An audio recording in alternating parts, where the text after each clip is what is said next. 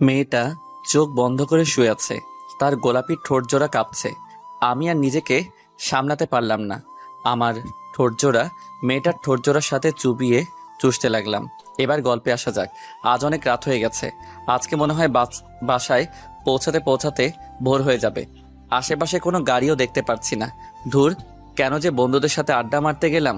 এখন নিজেরই পস্তাতে হচ্ছে। আর হারামি বন্ধুগুলাও ছাড়াতে চায় না।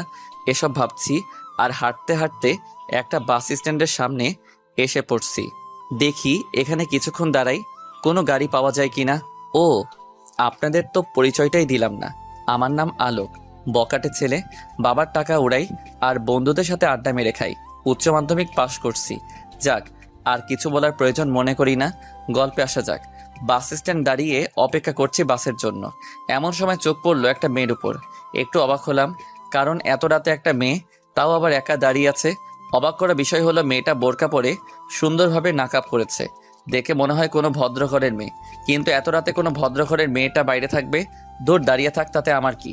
আমি পকেট থেকে মোবাইলটা বের করে টিপছিলাম আর মেয়েটার দিকে আর চোখে তাকাচ্ছিলাম। অনেকক্ষণ হয়ে গেল মেয়েটা দাঁড়িয়ে আছে। এখন প্রায় রাত 2টা বাজে। এতক্ষণ কার জন্য দাঁড়িয়ে আছে মেয়েটা? এই বিষয়টা আমাকে ভাবাচ্ছে না। আর ভেবে কাজ নেই, গিয়ে জিজ্ঞেস করি কি হয়েছে। হয়তোবা কোনো বিপদে পড়ছে। ধীর গতিতে পা বাড়িয়ে মেয়েটার কাছে গিয়ে দাঁড়ালাম।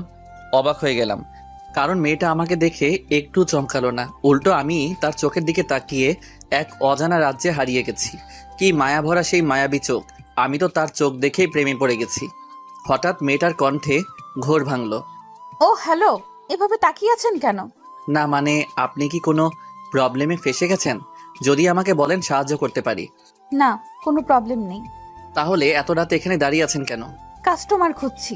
কি? আমি তো মেরে গেলাম। কিছুই বুঝলাম না কি বলছে মেয়েটা। শুনতে পান না? কাস্টমার খুঁজছি। মেয়েটার কথা শুনে আমি আমার কানকে বিশ্বাস করতে পারছি না। কিছুক্ষণের জন্য একেবারে নিস্তব্ধ হয়ে গেলাম। কি বলছে মেয়েটা? তাহলে কি মেয়েটা? না না, ছি, এ কি করে হয়? এমন বোরকাওয়ালি মেয়ে কোনো দিন এসব করতে পারে না। মনে হয় ভুল শুনছি। তাই মেয়েটাকে জিজ্ঞেস করলাম, কি বলছেন এসব বুঝতেছি না। আরে বললাম না কাস্টমার খুঁজতেছি। এত রাতে কিসের কাস্টমার? তার মানে কি আমি যা ভাবছি আপনার সম্পর্কে? আপনি কিছু বলার আগেই মেয়েটা বলল, জি তাই। করবেন নাকি আপনি? মেয়েটার কথা শুনে মনের মধ্যে কেমন যেন একটা অনুভূতি কাজ করছে মেয়েটা দেখার জন্য। এত সুন্দর নাকাব করা মেয়ে কি করে এসব কাজ? না না, আর ভাবতে পারছি না। মাথাটা কেমন জানি গুলিয়ে যাচ্ছে। মেয়েটার কথা শুনে আবার বাস্তবে ফিরে এলাম। কি হলো, করবেন? যদি করেন তাহলে বলেন, না হলে বিদায় হন। আমাকে কাস্টমার খুঁজতে হবে। কোনো কথাই মুখ থেকে বের হচ্ছে না। কি বলবো বুঝতে পারছি না। চুপ করে আসি। মেয়েটা দেখি অন্যদিকে ফিরে হাঁটা শুরু করলো। আমি পিছন থেকে ডাক দিলাম, এই যে আপু, দাঁড়ান। যা বলার তাড়াতাড়ি বলেন, আমার কাছে এত সময় নাই। আপনি কি সত্যি এসব করেন? হ্যাঁ করি, আপনি করবেন কিনা বলেন, না হলে আমি যাই। এর আগে কারোর সাথে করছেন? না, আজকেই প্রথম। কেন? অবাক হয়ে যাচ্ছি। এর আগে কারোর সাথেই করে নাই, তাহলে শুধু শুধু কেন নিজের মূল্যবান জিনিসটা বিক্রি করছে? এত কৈফিয়ত আমি আপনাকে দিতে পারবো না। যদি করেন তাহলে বলেন, না হলে গেলাম। আমি কি বলবো বুঝতে পারছি না। দেখতে এত সুন্দর লাগছে মেয়েটাকে, বোরকা পরে যে তার প্রেমে পড়ে গেলাম। কিন্তু মেয়েটার চরিত্র তো মাশাআল্লাহ। আমারও মেয়েটাকে দেখে কেমন জানি লাগছে। নিজেকে সামলাতে পারছি না। তার আর কিছু না ভেবে মেয়েটাকে জিজ্ঞেস করলাম, কত নিবেন এক রাতের? 10,000। ওকে ডান, আমি রাজি। আগে পেমেন্ট করেন। আমি কিছুটা অবাক হয়ে গেলাম। একেবারে পাক্কা পতিতাদের মতো কথা বলতেছে। যাক, আর কিছু না ভেবে পকেট থেকে মানিব্যাগটা বের করে চকচকে 10টা 1,000 টাকার নোট দিলাম। যেহেতু আমি বড়লোক বাবার একমাত্র সন্তান, তাই টাকার কোনো অভাব নাই। মেয়েটাকে নিয়ে হাঁটা শুরু করলাম। একসাথে হাঁটছি, নীরব। রাস্তাটা যেন আমার আর মেয়েটার দিকে তাকিয়ে হাসছে। আমার মনের মধ্যে মেয়েটাকে দেখার জন্য অস্থিরতা কাজ করছে। না জানি কেমন দেখতে, যেমনই দেখতে হোক, চোখগুলো আমার ক্রাশ। কিন্তু মেয়েটাকে তো আর পাবো না আজকের পর, তাই আজকেই ভোগ করে স্বাদ মিটিয়ে নিই।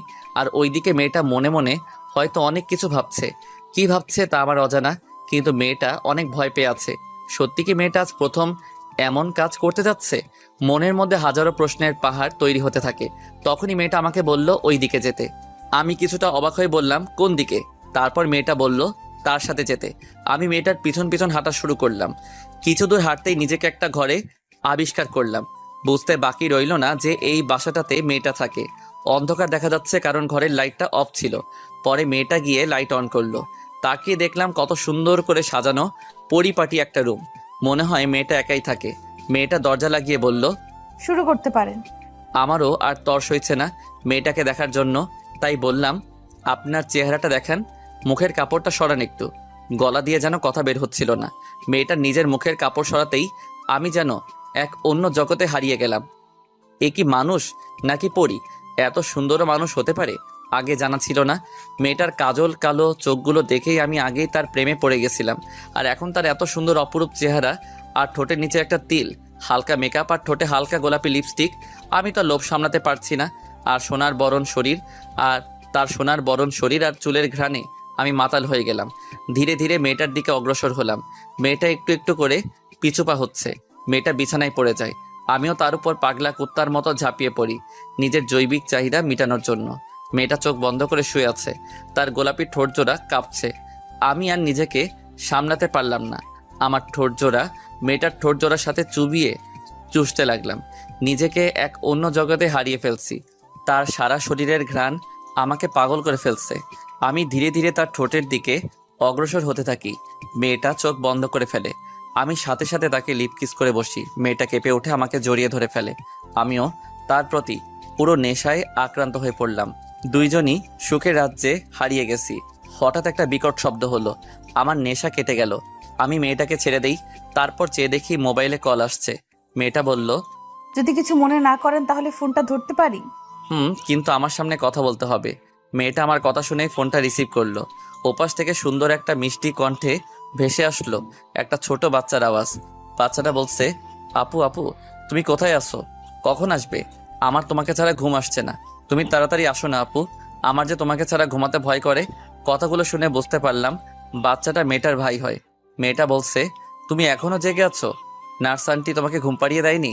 দিয়েছিল কিন্তু আমার ঘুম আসছিল না, তাই দিয়ে গেছি। ফোন কিভাবে করলে? নার্স আন্টি করেছে, আমার কথা বলতে ইচ্ছা করেছিল, তাই। তুমি তাড়াতাড়ি এসো না আপু, আমার তোমাকে ছাড়া ঘুম আসে না। বাবু, আমি তো কাজে আছি, এখন আসতে পারবো না। একটু পরে যাই, তুমি ততক্ষণে ঘুমাও। আমি তোমার জন্য আসার সময় চকলেট কিনে আনবো। এখন লক্ষ্মী ছেলের মতো ঘুমিয়ে পড়ো। আমি নার্স আন্টিকে বলে দিচ্ছি যাতে তোমাকে গল্প শুনিয়ে ঘুম পাড়িয়ে দেয়। আপু, লাল চকলেট আনবা, ওইটা অনেক মজা। ঠিক আছে, আনবো। এখন লক্ষ্মী ছেলের মতো ঘুমিয়ে পড়ো। আচ্ছা আপু, তাড়াতাড়ি এসো। বলে ফোনটা টুট টুট শব্দ করে কেটে গেল। আমি এতক্ষণ সবকিছু চুপচাপ শুনছিলাম। মেয়েটা আমার দিকে তাকিয়ে বলল, এবার আপনি শুরু করতে পারেন। কিন্তু বাচ্চাটার কথা শুনে আমার মনের প্রশ্নের পাহাড় আরো বড় হয়ে গেল। আমি মেয়েটাকে জিজ্ঞেস করলাম, বাচ্চাটা কি হয়? ও বলল, ওর ভাই। আমার এবার জানার আগ্রহ আরো বেড়ে গেল। তাই মেয়েটাকে বললাম, আচ্ছা, যদি কিছু মনে না করেন কিছু কথা জানতে পারি? জি বলুন। আমার কেন জানি মনে হচ্ছে আপনার জীবনে বড় ধরনের ঝড় উঠেছে, যার কারণে আপনি এই পথটা বেছে নিলেন। সেটা কি আমি জানতে পারি? আপনারা তো জেনে কাম নাই, যা করতে আসছেন তাই করে বিদায় হন। এবার আমার মাথা গরম হয়ে গেল। একটু বললে কি হয়? তাই রেগে বললাম, আচ্ছা, করব না, আমি চলে যাচ্ছি, দেন আমার টাকা ফেরত দেন। কিছুটা ব্ল্যাকমেল করে, কারণ আমি বুঝতে পারছি মেয়েটা বিপদে পড়ছে। প্লিজ এমনটা করবেন না।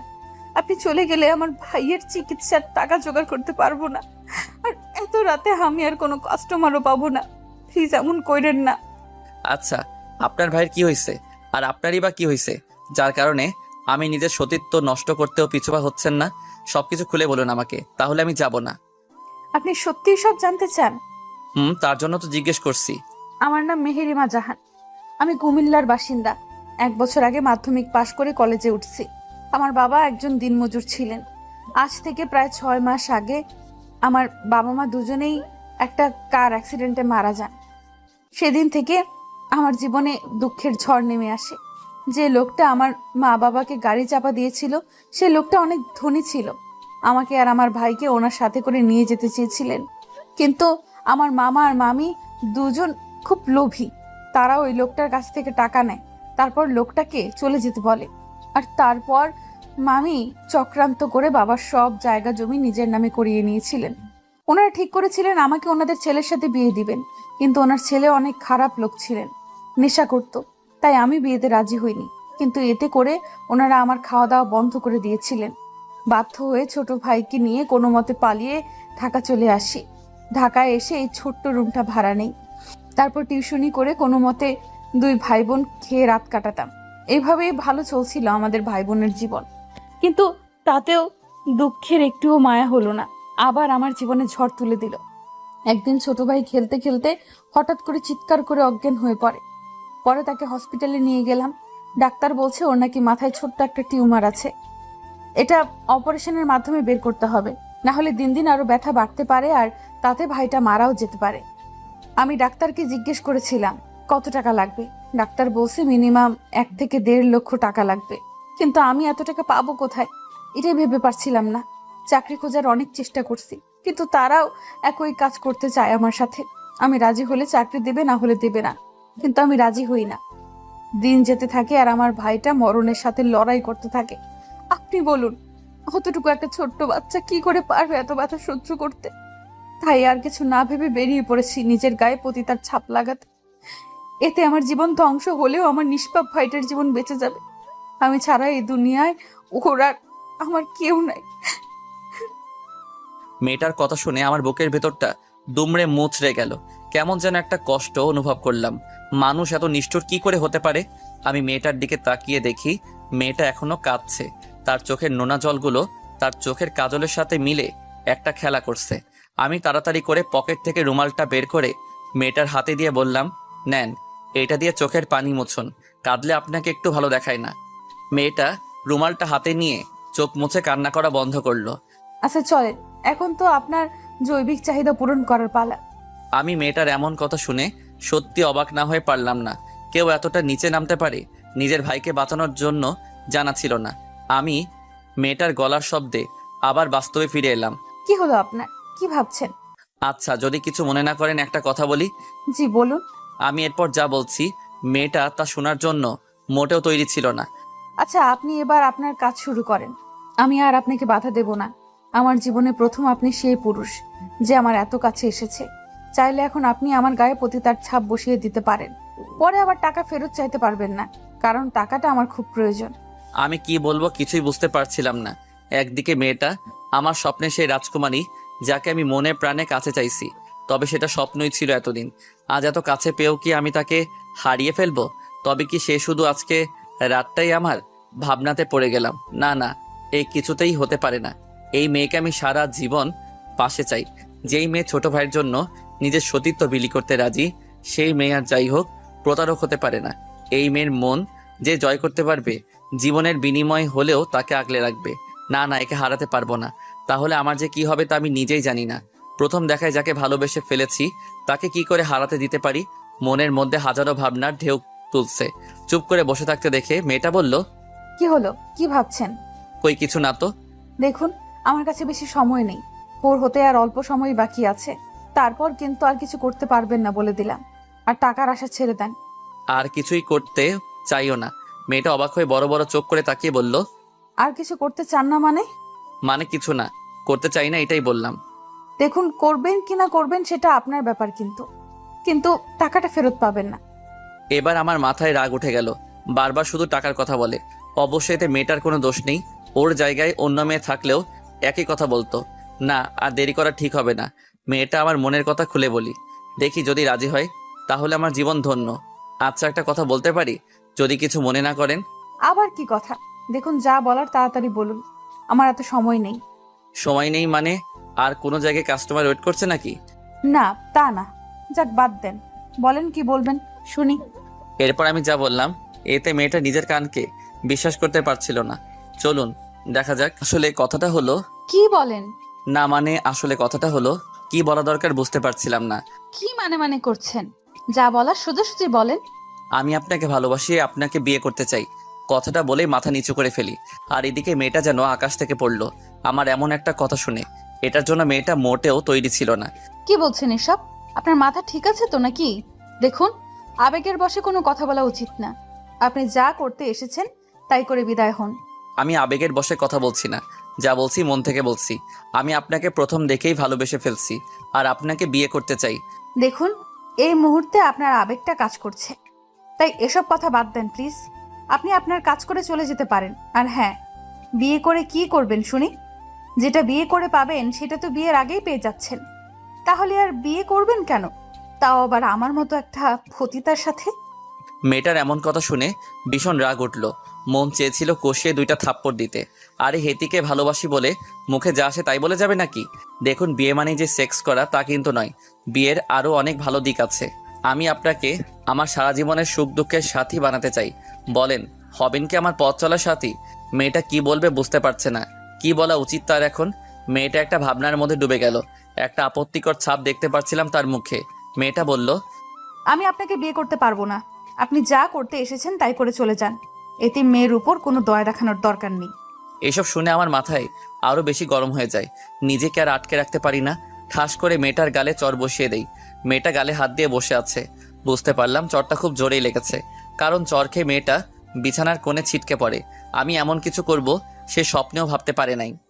ওই, তুই নিজেকে কি মনে করিস? হ্যাঁ, রেগে তুই তাই করে বলা শুরু করছি। তোকে প্রথম দেখে ভালোবেসে ফেলছি, তাই তোর এত কথা সহ্য করছি। নয়তো তোকে খুন করে কখন চলে যেতাম। এখন বল, বিয়ে করবি কি না? না, করবো না আপনাকে বিয়ে। হাসছেন কেন? তুই যদি এখন আমাকে বিয়ে করতে রাজি না হোস, তাহলে কাল সকাল হওয়ার আগে তোকে পুলিশ এসে ধরে নিয়ে যাবে। আমি পুলিশকে বলবো তুই একটা বেশ্যামি। তাই বলছি, চুপচাপ মেনে নে।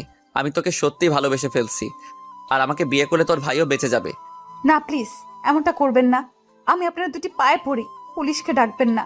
তাহলে আমার ভাইটার কি হবে? ওইটুকু একটা বাচ্চার প্রতি দয়া করেন, পুলিশকে ডাইকেন না। আপনার দুটি পায়ে ধরি। সাথে সাথে আমার পায়ে হাত দিয়ে ধরে বসে। তোর জায়গা আমার পায়ে নয়, তোর স্থান আমার মনে। তুই কিছু চিন্তা করিস না। তোর ভাইয়ের অপারেশনের সমস্ত দায়িত্ব আমার। কিন্তু তোকে আমাকে বিয়ে করতে হবে, না হলে আমি পুলিশ ডাকতে বাধ্য হব। না না, এটা কইরেন না প্লিজ। নিজের অজান্তেই আমার মুখে একটা হাসি ফুটে ওঠে। আমি মেয়েটার গালে হাত দিয়ে তার চোখের পানি মুছে দেই। তারপর তার কপালে আলতো করে একটা চুমু খাই আর বলি, যাও এখন শুয়ে পড়ো। খেয়াল করলাম তার গালটাতে চড় মারার ফলে হাতের 5 আঙুলের ছাপ বসে গেছে। কিন্তু আপনার পরিবার কি আমার মতো একটা এতিম মেয়েকে মেনে নেবে? এই চুপ! কে বলছে তুমি এতিম? আমি আছি না তোমার সাথে? খবরদার, খবরদার আর নিজেকে এতিম বলবে না। কথাটা শোনার পর মেয়েটা হাউমাউ করে কেঁদে ফেললো। কাঁদুক, সে আজকেই তার জীবনের শেষ কান্না। আর কোনোদিন তাকে কাঁদতে দিব না। আমি তার চোখের পানি মুছে দিয়ে বললাম, যাও গিয়ে শুয়ে পড়ো। রাত অনেক হয়েছে, সকালে তোমার ভাইকে দেখতে যেতে হবে তো। মেয়েটা কোনো কথা না বলে বিছানার এক কোণে গুটিসুটি মেরে শুয়ে পড়ে। আমি একটা বালিশ আর চাদর নিয়ে নিচে বেঁধেতে বিছানা করে শুয়ে পড়ি। কিছুক্ষণ পর হঠাৎ কারো চিৎকারের বিকট শব্দে আমার ঘুম ভেঙে গেল। মেয়েটা কোনো কথা না বলে চুপচাপ বিছানার এক কোণে গিয়ে শুয়ে পড়ল। খেয়াল করলাম মেয়েটা বালিশে মুখ লুকিয়ে কাঁদছে। আমার মন চাইছিল ওকে শক্ত করে জড়িয়ে ধরে বলি, কেঁদো না, আমি আছি তোমার পাশে। কিন্তু সেই অধিকারটুকু এখনো পাইনি। তাই আর কিছু না বলে আমি একটা বালিশ আর চাদর নিয়ে মাটিতে বিছানা পেতে শুয়ে পড়ি। এখনো কান্নার গুনগুন আওয়াজ শোনা যাচ্ছে। কি করব বুঝতে পারছি না। এখন কি আমার ওকে সান্ত্বনা দেওয়া উচিত হবে? মনে মনে ভাবছি, মেয়েটাকে এইভাবে জোর করে বিয়ে করা কি ঠিক হচ্ছে নাকি? না না, যা করছি ঠিকই করছি। পতিতা হয়ে সমাজে বসবাস করার চেয়ে আমার বউ হয়ে থাকা অনেক ভালো। এমনিতেই মেয়েটা সবকিছু হারিয়ে নিঃস্ব। এখন তার শেষ সম্বলটা যদি হারিয়ে পতিতার পরিচয় জীবন কাটায়, তাহলে হয়তো বেশি দিন বাঁচবে না। আর এমনিতে আমি ওকে প্রথম দেখেই ভালোবেসে ফেলেছি। ও শুধু আমার। ওকে যে করি হোক আমার করে পেতে হবে। পৃথিবীর সমস্ত কিছু ত্যাগ করে হলেও আমি এই মেয়েটাকে বিয়ে করব। এসব ভাবতে ভাবতে কখন যে ঘুমিয়ে পড়লাম টেরই পেলাম না। একটু পর হঠাৎ একটা চিৎকারের শব্দ শুনে আমার ঘুম ভেঙে গেল। আমি রীতিমতো ভয় পেয়ে লাফিয়ে উঠছি। উঠে দেখি মেয়েটা ভয়ে চুপসে গেছে। আমি ওর কাছে তাড়াতাড়ি করে গিয়ে ওকে জড়িয়ে ধরি, আর মেয়েটাও আমাকে শক্ত করে জড়িয়ে ধরে ফেললো। আমার বুঝতে আর বাকি রইল না যে মেয়েটা স্বপ্ন দেখে ভয় পাইছে। কি হলো, কোনো খারাপ স্বপ্ন দেখলে নাকি? আমার আমার আমার ভাই কোথায়? ওকে দেখতে পাচ্ছি না। বুঝতে পেরেছি, মেয়েটা ওর ভাইকে নিয়ে কোনো খারাপ স্বপ্ন দেখেছে। তোমার ভাই হসপিটালে, তুমি জানো না? মেয়েটার হুঁশ ফিরল, এতক্ষণ ভয়ে ঘোরের মধ্যে ছিল। হুঁশ ফিরতেই আমাকে এক ঝটকা দিয়ে সরিয়ে দিল। তারপর তার কান্নার মাত্রা আরো বেড়ে গেল। ইস, কত সুন্দর লাগে কাঁদলে, একদম বাচ্চাদের মতো। কিন্তু এখন রোমান্স করার সময় নাই। ওই, কাঁদছো কেন? কি হয়েছে? কিছু না। মেয়েটা তার চোখের পানি মুছে কান্না বন্ধ করে। কি হলো বলো, কি হয়েছে? আচ্ছা, কিছু কথা বলার ছিল। হ্যাঁ বলো, কি বলবে? আপনি আমাকে সত্যিই ভালোবাসেন, আর আমাকে কি সত্যিই বিয়ে করতে চান? হ্যাঁ, আমি তোমাকে সত্যি ভালোবাসি আর তোমাকে বিয়ে করতে চাই। কিন্তু আপনার পরিবারের সবাইকে আমাকে মেনে নেবে? পরিবার বলতে তেমন কেউ নেই, আছে শুধু বাবা। বাবা তার ব্যবসা নিয়ে ব্যস্ত থাকেন, আর আমি সারাদিন ঘুরি ফিরি আর খাই। আর আপনার মা? শুনেছি উনি নাকি আমার জন্মের পর মারা গেছেন। ছোটবেলা থেকেই বাবা আমার সবকিছু দেখাশোনা করছেন। এইভাবে কথা বলতে বলতে ভোরের আজান দিয়ে দিল। মেয়েটা আমাকে বলল, আচ্ছা, এখন আজান দিচ্ছে, যান নামাজটা পড়ে আসুন। আমি ভাবলাম কিছুটা দুষ্টামি করা যাক। আসলে আমার না খুব ঘুম পাচ্ছে, আমি ঘুমাই বলেই মেয়েটার কোলে মাথা রেখে শুয়ে পড়লাম। আর খেয়াল করলাম মেয়েটার মুখে একটা হাসির ঝলক। ওই কি করছেন, যান নামাজটা পড়ে আসুন আগে, তারপর ঘুমায়েন। না না, আমি যাব না, আমি ঘুমাই, তুমি পড়ো। আমি কোনো বেনামাজি পুরুষকে বিয়ে করতে পারবো না, কারণ যে তার সৃষ্টিকর্তাকে ভালোবাসতে পারে না সে আমাকে কি ভালোবাসবে? বুঝেছি। আপনি আমার সাথে মজা করছেন এতক্ষণ। নেন আপনার টাকা নেন, যান যান এখান থেকে। আপনাকে বিয়ে তো দূর, আপনার চেহারাও দেখতে চাই না। আমি সাথে সাথে উঠে পড়লাম, ওর দিকে করুণ চোখে তাকিয়ে থাকলাম। এখন আমাকে এইভাবে ব্ল্যাকমেল করছো, বিয়ের পর কি করবে শুনি? সেটা পরে ভেবে নিব, এখন যান। আচ্ছা যাচ্ছি। বিছানা থেকে উঠে ফ্রেশ হয়ে নামাজ পড়তে চলে গেলাম মসজিদে। নামাজ পড়ে আসে দেখি নাস্তা রেডি। মেয়েটা আমাকেই দেখেই বলল, চলে আসছেন, বসুন নাস্তাটা করে নেন। নাস্তা বানালে কখন? এই তো একটু আগে। আপনি বসুন, আমি বেড়ে দিচ্ছি। আমি মনে মনে খুশিতে নাচতেছি। বিয়ের আগে হবু বউয়ের হাতে রান্না খাবো, উফ কি খুশিটাই না লাগছে। আমি গিয়ে টেবিলে বসে পড়লাম। তারপর আমাকে খাবার বেড়ে দিয়ে দাঁড়িয়ে আছে। কি হলো, তুমি খাবে না? খাবো পরে, আপনি আগে খেয়ে নেন। না, তুমি বসো, দুজনে একসাথে খাবো। ওকে খাবার টেবিলে বসানোর জন্য ওর হাত ধরতে চিৎকার করে উঠলো। দেখলাম ওর চোখ বেয়ে নোনা পানি ঝরছে। কি হলো কিছুই বুঝলাম না। খাবার টেবিল থেকে উঠে পড়লাম, চোখ পড়লো ওর হাতের উপর। দেখলাম অনেকখানি পুড়েছে। এটা কিভাবে হলো তোমার? একটু ছ্যাঁকা লাগছে, সমস্যা নাই, ঠিক হয়ে যাবে। যান আপনি খেয়ে নেন। সমস্যা নাই মানে? কতখানি পুড়ছে? আর তুমি বলছো একটুখানি? ওষুধ লাগাওনি? লাগিয়েছি। আচ্ছা এখানে বসো। আমি ওকে জোর করে টেবিলে বসালাম। তারপর ভাতের প্লেটটা হাতে নিয়ে ওকে খাইয়ে দিতে শুরু করলাম। খেতে চাইছিল না, তাও জোর করে খাওয়াইছি। খাওয়া দাওয়া শেষ করে দুইজনে রেডি হয়ে বেরিয়ে পড়লাম। গন্তব্য হসপিটাল, যেখানে ওর ভাই চিকিৎসাধীন রয়েছে। যাওয়ার সময় মেয়েটা ওর ভাইয়ের জন্য একটা চকলেট কিনলো। টাকাটা আমি দিতে চাইছিলাম কিন্তু ও দিতে দেয় নাই। পরে দুইজনে হাসপাতালে পৌঁছে গেলাম। হাসপাতালে পৌঁছানোর পরে বাচ্চাটা তার আপুকে দৌড়ে এসে জড়িয়ে ধরে কোলে উঠে পড়ল। কি ভালোবাসা দুই ভাই বোনের মধ্যে। বাচ্চাটা ওর বোনকে চুমু খেলো, আর মেয়েটাও একই কাজ করলো। আমি শুধু তাকিয়ে তাকিয়ে দেখছিলাম তাদের ভালোবাসার এই রংটা। সত্যি কি আজকের যুগে এমন মেয়ে আর একটাও আছে যে নিজের ভাইয়ের জন্য নিজের সতীত্বকে বিলি করতে পারে? আমার জানা মতে আজকের যুগে এমন মেয়ে আর একটাও মেয়ে নেই। এই গল্পে এই এক পিসি আছে। তারপর বাচ্চাটার চোখ পড়ল আমার উপর। আপু আপু, ওই আঙ্কেলটা কে? বাচ্চাটার মুখে আঙ্কেল শব্দটা শুনে আমি তো থ মেরে গেছি। বলে কি পুচকোটা, আমি আর আঙ্কেল এখনো বিয়েই করলাম না, আর দাড়িও তো নেই। শিওর হওয়ার জন্য গালে আরেকবার হাত দিয়ে দেখলাম দাড়ি উঠছে কিনা। না, কোনো দাড়ি নেই। তাহলে এই পুচকোটা আঙ্কেল বলল কেন? আর মেয়েটাও পারে বটে, আমাকে আঙ্কেল বলছে। আরও মুচকি মুচকি হাসি দিচ্ছে। যা আজকে মনে হয় বুড়ো হয়ে গেলাম। ওই আঙ্কেলটা তোমাকে দেখতে আসছে। আমার আর কিছু করার নাই। বাচ্চাটা তার আপুর কোল থেকে নেমে গেল, তারপর আমার কাছে আসলো। আমি হাঁটু গেড়ে তার সামনে বসলাম। আঙ্কেল আঙ্কেল, আপনি সত্যি আমাকে দেখতে এসেছেন? হ্যাঁ, তোমার জন্যই তো আসছি। তার আগে তুমি আমাকে ভাইয়া বলে ডাকো। তোমার জন্য একটা গিফট আছে। কি গিফট আঙ্কেল? দেন না দেন। উফ, আবার আঙ্কেল? ভাইয়া বলো, তাহলে দিব। আচ্ছা দেন, আগে দেখি। চোখ বন্ধ করো তোমার। বাচ্চা মানুষ তো, তাই বলার সাথে সাথে চোখ বন্ধ করে ফেলে। আমি একবার মেয়েটার দিকে তাকিয়েছিলাম, খেয়াল করছি মুচকি মুচকি হাসছে। এবার চোখ খুলো। পকেট থেকে একটা কিটক্যাট বের করে তার চোখের সামনে ধরি।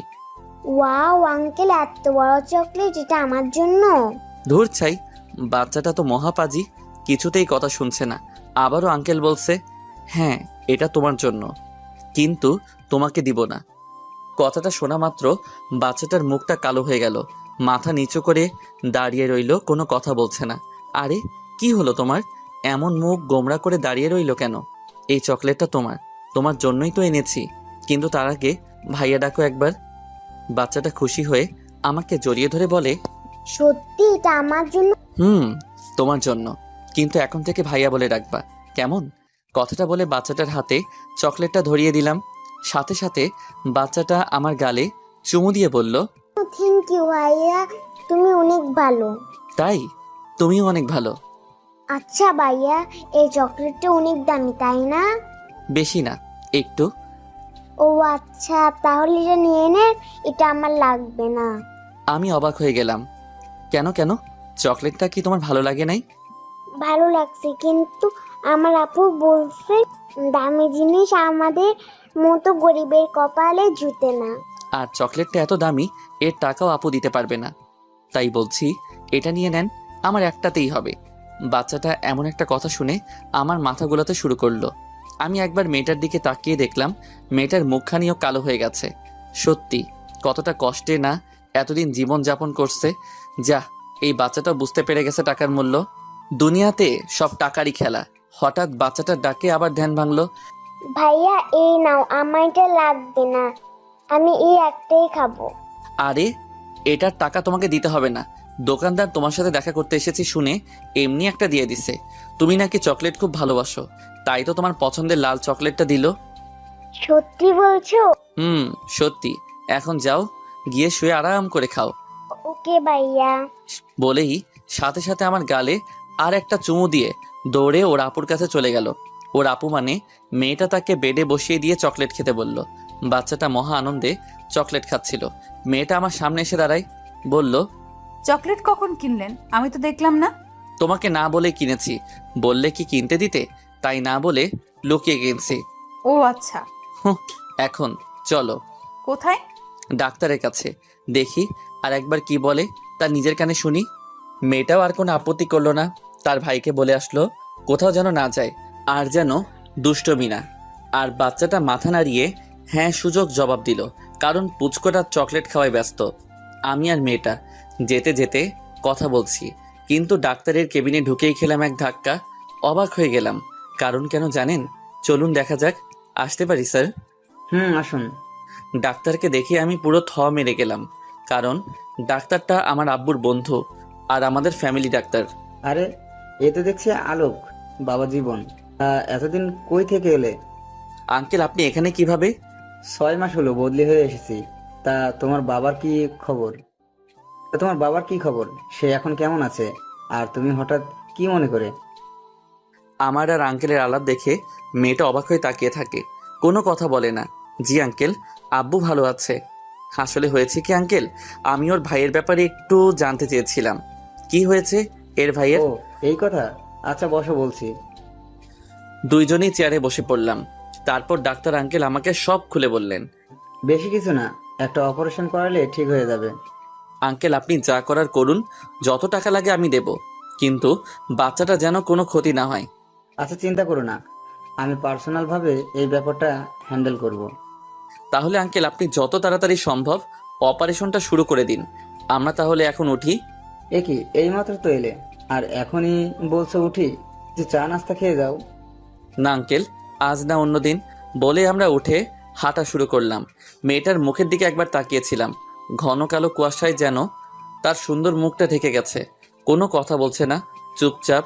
আমি কেবিন থেকে বের হওয়ার আগেই ডাক্তার আঙ্কেল আমাকে ডাক ডাক দিল। বাবা আলোক, শোনো। আমি আর মেয়েটা দুজনেই দাঁড়িয়ে পড়লাম। পিছন ফিরে তাকিয়ে বললাম, জি আঙ্কেল বলুন। ডাক্তার আঙ্কেল চেয়ার থেকে উঠে এসে আমার কানের কাছে ফিসফিস করে বলছে, এটা করবে শুনি? দেখি কি করা যায়। চালিয়ে যাও বাবা, তোমাদের দুজনকে বেশ ভালো মানিয়েছে। আমি আর কিছু বললাম না, শুধু একটু হেসে চলে আসলাম। কিন্তু এদিকে মেয়েটার মন এখনো খারাপ, হয়তো তার ভাইয়ের কথা ভাবছে। কি হলো, কি ভাবছো? মেয়েটা চমকে গেল। কই কিছু না তো। চুপচাপ যে, কোনো কথা বলছো না যে? এমনি। আর কোনো কথা বলল না। আমি আর কিছু জিজ্ঞেস করলাম না, কারণ জানি এর মন ভালো নেই। পরের দুইজনে বাচ্চাটার কাছে গেলাম। আমি মেয়েটাকে বললাম, শোনো, আমি কিছুক্ষণের জন্য একটু বাসায় থেকে ঘুরে আসি, বাবার সাথে কিছু কথা আছে তো তাই। মেয়েটা ওর ছোট ভাইয়ের পাশে বসে মাথায় হাত বুলিয়ে দিচ্ছিল। আচ্ছা। আর কিছু বলল না, হয়তো লজ্জাবোধ কাজ করছে তাই। আচ্ছা, তাহলে আমি এখন আসি। চিন্তা করো না, আমি বিকাল হওয়ার আগেই চলে আসবো। ওকে। আমিও আর কিছু না বলে বেরিয়ে পড়লাম বাড়ির উদ্দেশ্যে। গাড়িতে বসে বসে ভাবছি বাবাকে আজ সবকিছু খুলে বলবো, তিনি নিশ্চয়ই আমার কথা রাখবেন। আরও অনেক কথা ভাবতে ভাবতে বাড়িতে এসে পৌঁছালাম, কিন্তু কে জানতো যে বাড়িতে আমার জন্য একটা সারপ্রাইজ অপেক্ষা করছে। গেটে গিয়ে টোকা দিতে দারোয়ান কাকা গেট খুলে দিল, আর সাথে একটা চিঠি আর বাসার চাবিও দিল। মেয়েটির কাছ থেকে বিদায় নেওয়ার আগে মাথায় একটা দুষ্টবুদ্ধি খেলে গেল, কিন্তু কি আর করার, জানি সে প্রশ্রয় দেবে না, তাই হসপিটাল থেকে বাসার উদ্দেশ্যে বেরিয়ে পড়লাম। বাসে উঠে বসলাম। মনের মধ্যে এই 2 দিনে মেয়েটিকে নিয়ে অনেক স্বপ্ন এঁকে ফেলছি। যে করেই হোক এই স্বপ্নগুলোকে আমার পূরণ করতেই হবে। মেয়েটিকে ছাড়া যে আমি এক মুহূর্ত ভাবতে পারছি না, সারাদিন শুধু ওর কথাই মনে পড়ে। এটাই হয়তো সত্যিকারের ভালোবাসার টান। বেশ বুঝতে পারছি মেয়েটার মন এখনো খারাপ, কারণ চলে আসার সময় ওর মুখটা কেমন কালো হয়ে গিয়েছিল। আর এদিকে বাড়িতে গিয়ে প্রথমে বাবাকে সবকিছু খুলে বলবো ভাবছি। ভাবতে ভাবতে গাড়ি থেকে নেমে বাসার সামনে আসলাম। তারপর গেটে টোকা দিতেই দারোয়ান কাকা গেট খুলে দিল। আলোক বাবা, তুমি কালকে সারা রাত কোথায় ছিলে জানো? বড় সাহেব কত চিন্তা করছিল তোমার জন্য। বন্ধুদের সাথে ছিলাম কাকা, কিন্তু এতে চিন্তা করার কি আছে? আমি তো বাবাকে বলেই গিয়েছিলাম যে আমি রাতে বাড়িতে নাও ফিরতে পারি। এই নাও, বড় সাহেব এগুলো তোমাকে দিতে বলেছিল। এগুলো কি? আর বাবা কোথায়? বড় সাহেব কয়েকদিনের জন্য দেশের বাইরে গেছেন, যাওয়ার আগে এই কাগজ আর চাবিটা দিয়ে গেছেন। আমি আর কিছু বললাম না, নর্মালি ভাবে বিহেভ করলাম। তারপর চাবিটা আর কাগজটা হাতে নিয়ে বাড়ির ভিতরে চলে গেলাম। ঘরে গিয়ে ঢুকতেই কেমন যেন ফাঁকা ফাঁকা লাগছে, চারিদিকে নিস্তব্ধতা কাজ করছে। তারপর ঘরে জানালা খুলে দিলাম, বাইরের একটু ঠান্ডা বাতাস বইছে। এরপর আমি আমার রুমে গেলাম, টেবিলের ওপর কাগজ আর চাবিটা রেখে ফ্রেশ হতে চলে গেলাম। ফ্রেশ হয়ে বেরিয়ে এসে একটু বিছানায় হেলান দিতে চোখ পড়ল সেই কাগজটার উপরে। তাই আর দেরি না করে তাড়াতাড়ি কাগজটা হাতে নিয়ে খুলে পড়তে শুরু করলাম। পড়তে পড়তে হঠাৎ করে বুকের ভিতরটা কেমন যেন দুমড়ে মুচড়ে গেল। চলুন দেখা যাক কি লেখা আছে কাগজটিতে। ডিয়ার আলোক, হঠাৎ করে একটা জরুরি মিটিংয়ের জন্য 1 মাসের জন্য আমাকে দেশের বাইরে যেতে হচ্ছে। তোমাকে কথাটা কাল রাতেই বলবো ভাবছিলাম, কিন্তু তুমি সারা রাত বাড়িতে ফিরোনি। খুব ভোরে আমাকে দেশ ছেড়ে যেতে হবে, তাই রাতে তোমাকে ফোন করেছিলাম কথা বলার জন্য, কিন্তু তোমার ফোন অফ ছিল। জানি না এভাবে আর কতদিন চলবে। যাই হোক, বাবা নিজের খেয়াল রাখবে। সময় হলে আমি তোমাকে ফোন করব। বেশি রাত করে বাইরে থাকবে না, আর নিজের প্রতি একটু যত্ন নিবে, কেমন? আর হ্যাঁ, তোমার হাত খরচের জন্য আলমারিতে কিছু টাকা রাখা আছে, সেখান থেকে যা খুশি খরচ করো, কিন্তু নিজের দিকে একটু খেয়াল রেখো, কেমন? আসি, ভালো থাকবে, বাই। এই লেখা ছিল। সত্যি আমি বাবার অবাধ্য সন্তান, কোনো দিনও তার একটা কথা শুনিনি। অনেকবার বলেছিল তার সাথে ব্যবসার কাজে হাত লাগাতে, কিন্তু আমি তা শুনিনি, কারণ আমার কাজ করতে ভালো লাগতো না। সত্যি খুব খারাপ লাগছে। মা মারা যাওয়ার পর থেকে বাবা বিয়ে করেনি এই ভয় যদি সৎমায়ের মতন আমাকে কষ্ট দেয়। ছোটবেলা থেকে অনেক আদরে মানুষ করছে, তাই আজ আমি এই রকম। মনে মনে নিজেকে গালি দিতে লাগলাম। চিঠিটা টেবিলে রেখে দিলাম, তারপর বিছানায় গিয়ে হেলান দিয়ে শুয়ে পড়লাম। কখন যে চোখের পাতা দুটো এক হয়ে গেল বুঝতেই পারলাম না। অনেকক্ষণ পর মনে হলো খুব গরম পড়ছে, শরীর ভেজা ভেজা মনে হচ্ছে। না, আর সহ্য করা যাচ্ছে না। ঘুমকে পরাজিত করলাম। চোখ খুলে বুঝতে পারলাম কারেন্ট চলে গেছে। ঘড়ির দিকে তাকিয়ে দেখি দুপুর 3টা বেজে গেছে। সাথে সাথে আমার মাথায় হাত, এত বেলা হয়ে গেছে। আর ওদিকে না জানি মেয়েটির কি অবস্থা, দুপুরে কিছু খেয়েছে কিনা তাও জানি না। আর কিছু না ভেবে তাড়াতাড়ি ফ্রেশ হয়ে গাড়ি নিয়ে বেরিয়ে পড়লাম হসপিটালের উদ্দেশ্যে। পৌঁছাতে পৌঁছাতে 3টা 30 বেজে গেল। হসপিটালের ভিতরে গিয়ে দেখি মেয়েটি এখনও তার ভাইয়ের পাশে বসে মাথায় হাত বুলিয়ে দিচ্ছে। আমি সামনে গিয়ে একটু গলা ছেড়ে কাশি দিলাম। মেয়েটা আমার দিকে ঘুরে তাকায়, কিন্তু কোনো রিয়াকশন নেই। ও ঘুমিয়ে পড়ছে। হুম দুপুরে খাবার খাইছে? খাবার খাইয়ে ওষুধ খাইয়ে ঘুম পাড়িয়ে দিলাম। আর তুমি কিছু খাইছো? মেয়েটা কিছুটা ভ্রু কুঁচকে গেল। না মানে হ্যাঁ, খেয়েছি। আর আপনি? না, এখনো খাইনি। চলো এখন খাবো। তো যান, খেয়ে আসেন, আমি এখানেই আছি। তুমি কিছু খাবে না আমি জানি, তুমিও না খেয়ে আছো। না, আমি খেয়েছি, আপনি যান, খেয়ে আসেন। জানি মেয়েটার মনের অবস্থা ভালো নেই, কিন্তু না খেয়ে থাকলে তারও শরীর খারাপ করতে পারে। দেখো, মিথ্যা বলে লাভ নেই। আমি জানি তুমি কিছু খাওনি। মেয়েটা হয়তো মনে মনে ভাবছে যে আমি কিভাবে জানলাম যে না খেয়ে আছি। না মানে আসলে পরে খেয়ে নেব, আপনি খেয়ে আসুন। না, তুমি না খেলে আমিও খাবো না। আর জানো, আমি ক্ষুধা সহ্য করতে পারি না, কিন্তু তুমি তো খাবে না, তাই না? তাহলে আমিও খাবো না, এতে আমার মরণ হয় হোক। বলে একটা চেয়ারে বসে পড়লাম। মেয়েটা বসা থেকে উঠে আমার সামনে এসে দাঁড়ালো। দেখুন, জেদ করবেন না প্লিজ। আমার ভাইটাকে রেখে এখন আপনার সাথে কিভাবে যাব বলুন? হঠাৎ যদি উঠে পড়ে, আমাকে দেখতে না পেলে কান্নাকাটি শুরু করবে। আমি জানি মেয়েটারও খিদা লাগছে, কিন্তু মুখ ফুটে কিছু বলতে পারছে না। সব মেয়েরা এমনই হয়, মনের ভিতরে লুকানো কথা কোনোদিনও মুখ ফুটে বলবে না। কিন্তু তোমার ভাই তো এখন ঘুমাচ্ছে, চিন্তা করো না। ওর উঠে পড়ার আগে আমরা চলে আসব। আর উঠে পড়লে ওর নার্স আন্টি তো আছেই দেখে রাখার জন্য, তাই না? তাই প্লিজ চলো আমার সাথে। অনেক জোরাজুরি করার পর রাজি করালাম। একজন নার্সকে বাচ্চাটার সামনে রেখে দুজন বেরিয়ে পড়লাম।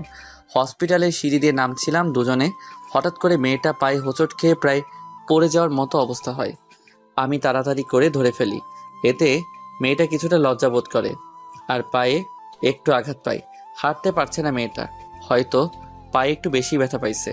আমার কাঁধে হাত রেখে হাঁটা শুরু করলো, কিন্তু এমন করে খুঁড়িয়ে হাঁটলে সন্ধ্যা হয়ে যাবে।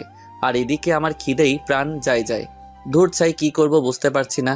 হঠাৎ করে মাথায় একটা শয়তানি বুদ্ধি এলো।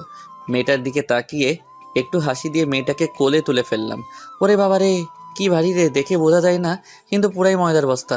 আমি এমন কিছু একটা করব তা মেয়েটা কখনো ভাবিনি। লজ্জায় সে তার চোখ বন্ধ করে ফেলে। আমি আস্তে আস্তে করে মেয়েটাকে নিয়ে নামছি। কি রোমান্টিক সিন দেখলে আপনাদেরও হিংসা হবে, যেমন হিংসা হয়েছিল হাসপাতালের মানুষগুলোর। হ্যাঁ, হসপিটালের সবাই আমার দিকে ড্যাব ড্যাব করে তাকিয়েছিল। তাকিয়ে থাক, তাতে আমার কি? আমি তো আমার হউকে কোলে নিয়েছি। অবশেষে মেয়েটাকে গাড়িতে বসিয়ে দিলাম, তারপর গাড়ি চালানো আরম্ভ করলাম। গাড়ি চালানোর সময় মেয়েটার দিকে একবার তাকিয়ে দেখি লজ্জায় মেয়েটার মুখখানি লাল হয়ে গেছে। আর আমার তো হাসতে হাসতে দম যায়, কিন্তু তাও নিজের হাসিকে কন্ট্রোল করলাম, কারণ এখন যদি হাসি তাহলে কপালে দুঃখ আছে। মেয়েটা চুপচাপ বসে আছে আর আমি গাড়ি চালাচ্ছি। কি হলো, কিছু বলছো না যে? আপনি আমাকে ওভাবে কোলে নিলেন কেন? তুমি তো হাঁটতে পারছিলে না, তাই। এরপর থেকে আমার পারমিশন ছাড়া আমাকে ওইভাবে কোলে নিবেন না, বুঝছেন?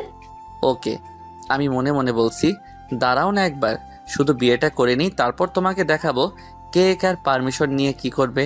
এমন টাইট দিমো জীবনেও ছুটতে পারবা না। আচ্ছা, তোমার পায়ে কি খুব ব্যথা করছে? না। আর কোনো কথা বললাম না। গাড়িটা একটা বড় রেস্টুরেন্টের সামনে পার্ক করলাম, তারপর দুজনে ভিতরে গিয়ে বসলাম। আমি তার দিকে মেনু কার্ড এগিয়ে দিয়ে বললাম, কি খাবে তা অর্ডার করতে। কিন্তু সে বলল, আপনারা যা খুশি অর্ডার করুন। তাই আমি নিজেই অর্ডার করলাম। খাবারের নামগুলো অজানা থাক, বললে আবার আপনাদের লোভ লাগবে। ওয়েটার খাবার পরিবেশন করে দিয়ে গেল, কিন্তু মেয়েটা কিছু খাচ্ছে না, শুধু আর চোখে খাবারের দিকে তাকাচ্ছে। কি হলো, খাচ্ছ না যে? নাওয়া খাওয়া শুরু করো। না মানে এত ভালোভাবে খাবার, না মানে এত ভালো ভালো খাবার আগে কখনো খাইনি তো, তাই জানি না কিরকম খেতে। আর আমার ভাই ওসব কোনোদিন দেখেনি, ওকে ছাড়া আমি এত ভালো ভালো খাবার কিভাবে খাবো বলুন? ও আচ্ছা, এই কথা চিন্তা করো না, তোমার ভাইয়ের জন্য নিয়ে যাব। আর এই খাবারগুলো খুবই ভালো আর সুস্বাদু। বিশ্বাস না হলে খেয়ে দেখো একটু। তারপর মেয়েটা খাওয়া শুরু করলো, কিন্তু কেন জানি মনে হচ্ছে ওর খেতে খুব কষ্ট হচ্ছে। মুহূর্তেই মনে পড়লো ওর তো হাত চাকা খাইছে, হয়তো এই জন্য খেতে কষ্ট হচ্ছে। আমার মনে কুবুদ্ধি ধরা দিল, মেয়েটাকে নিজের হাতে খাইয়ে দিবার। ভাবতে দেরি কিন্তু করতে দেরি করিনি। সঙ্গে সঙ্গে উঠে মেয়েটার পাশে গিয়ে বসলাম। মেয়েটা কিছুটা চমকে গেল। কি হলো, তোমার খেতে অসুবিধা হচ্ছে? তাও আমাকে বলতে পারছো না? না মানে আসলে হাতে একটু জ্বালা করছে। আচ্ছা, তোমার খেতে হবে না, আমি খাইয়ে দিচ্ছি। না ঠিক আছে, আমি খেতে পারবো। হ্যাঁ হ্যাঁ হয়েছে, জানি কেমন খেতে পারবে। চুপচাপ বসো এখানে, কোনো কথা বলবে না। মেয়েটা আর কোনো কথা বলল না। আমি খাবার প্লেট হাতে নিয়ে খাইয়ে দিতে শুরু করলাম। কিছুক্ষণ পর খেয়াল করলাম মেয়েটা কাঁদছে। কি হলো, কাঁদছে কেন? কিছুই বুঝলাম না। ঝাল লাগলো নি? এই কি হলো তোমার, কাঁদছো কেন? কই কিছু না তো। তাহলে কাঁদছো কেন? কই কোথায় কাচ্ছি? ওই এমনি চোখে কি জানি পড়লো। আমি কি বোকা নাকি নিজেকে চালাক ভাবো তুমি? সত্যি করে বলো কি হয়েছে? আসলে এইভাবে তুলে আমার মা বাবা খাইয়ে দিতেন তো, তাই আজকে আপনি খাইয়ে দিতেই ওনাদের কথা মনে পড়ে গেল। দূর পাগলি, খাওয়ার সময় এইভাবে কেউ কাঁদে নাকি? একদম কাঁদবে না। ওনারা সব সময় তোমার পাশে আছে, তোমাদের জন্য সব সময় দোয়া করে। আর তোমরা যদি এইভাবে ভেঙে পড়ো তাহলে যে ওনাদের আত্মা কষ্ট পাবে। হুম। আচ্ছা, এবার লক্ষ্মীমের মতো হা করো আর একদম কাঁদবে না। পুরো খাবারটা শেষ করতে হবে। তোমাকে আরো মোটু হতে হবে, কারণ আমি চিকন চাকন মেয়ে পছন্দ করি না, বুঝলা? কথাটা শুনেই মেয়েটার মুখের হাসির ঝলক দেখতে পেলাম। কি সুন্দর মায়াবী হাসি। বারবার এই হাসির ওপরে আমি ক্রাশ খাই। ওকে খাওয়ানোর পরে নিজেও খেয়ে নিলাম, তারপর বিল মিটিয়ে দিলাম। পরে আবার মন চাচ্ছিল মেয়েটাকে কোলে নেই, কিন্তু সে তো মানা করে দিছে, তাই নিতে পারলাম না।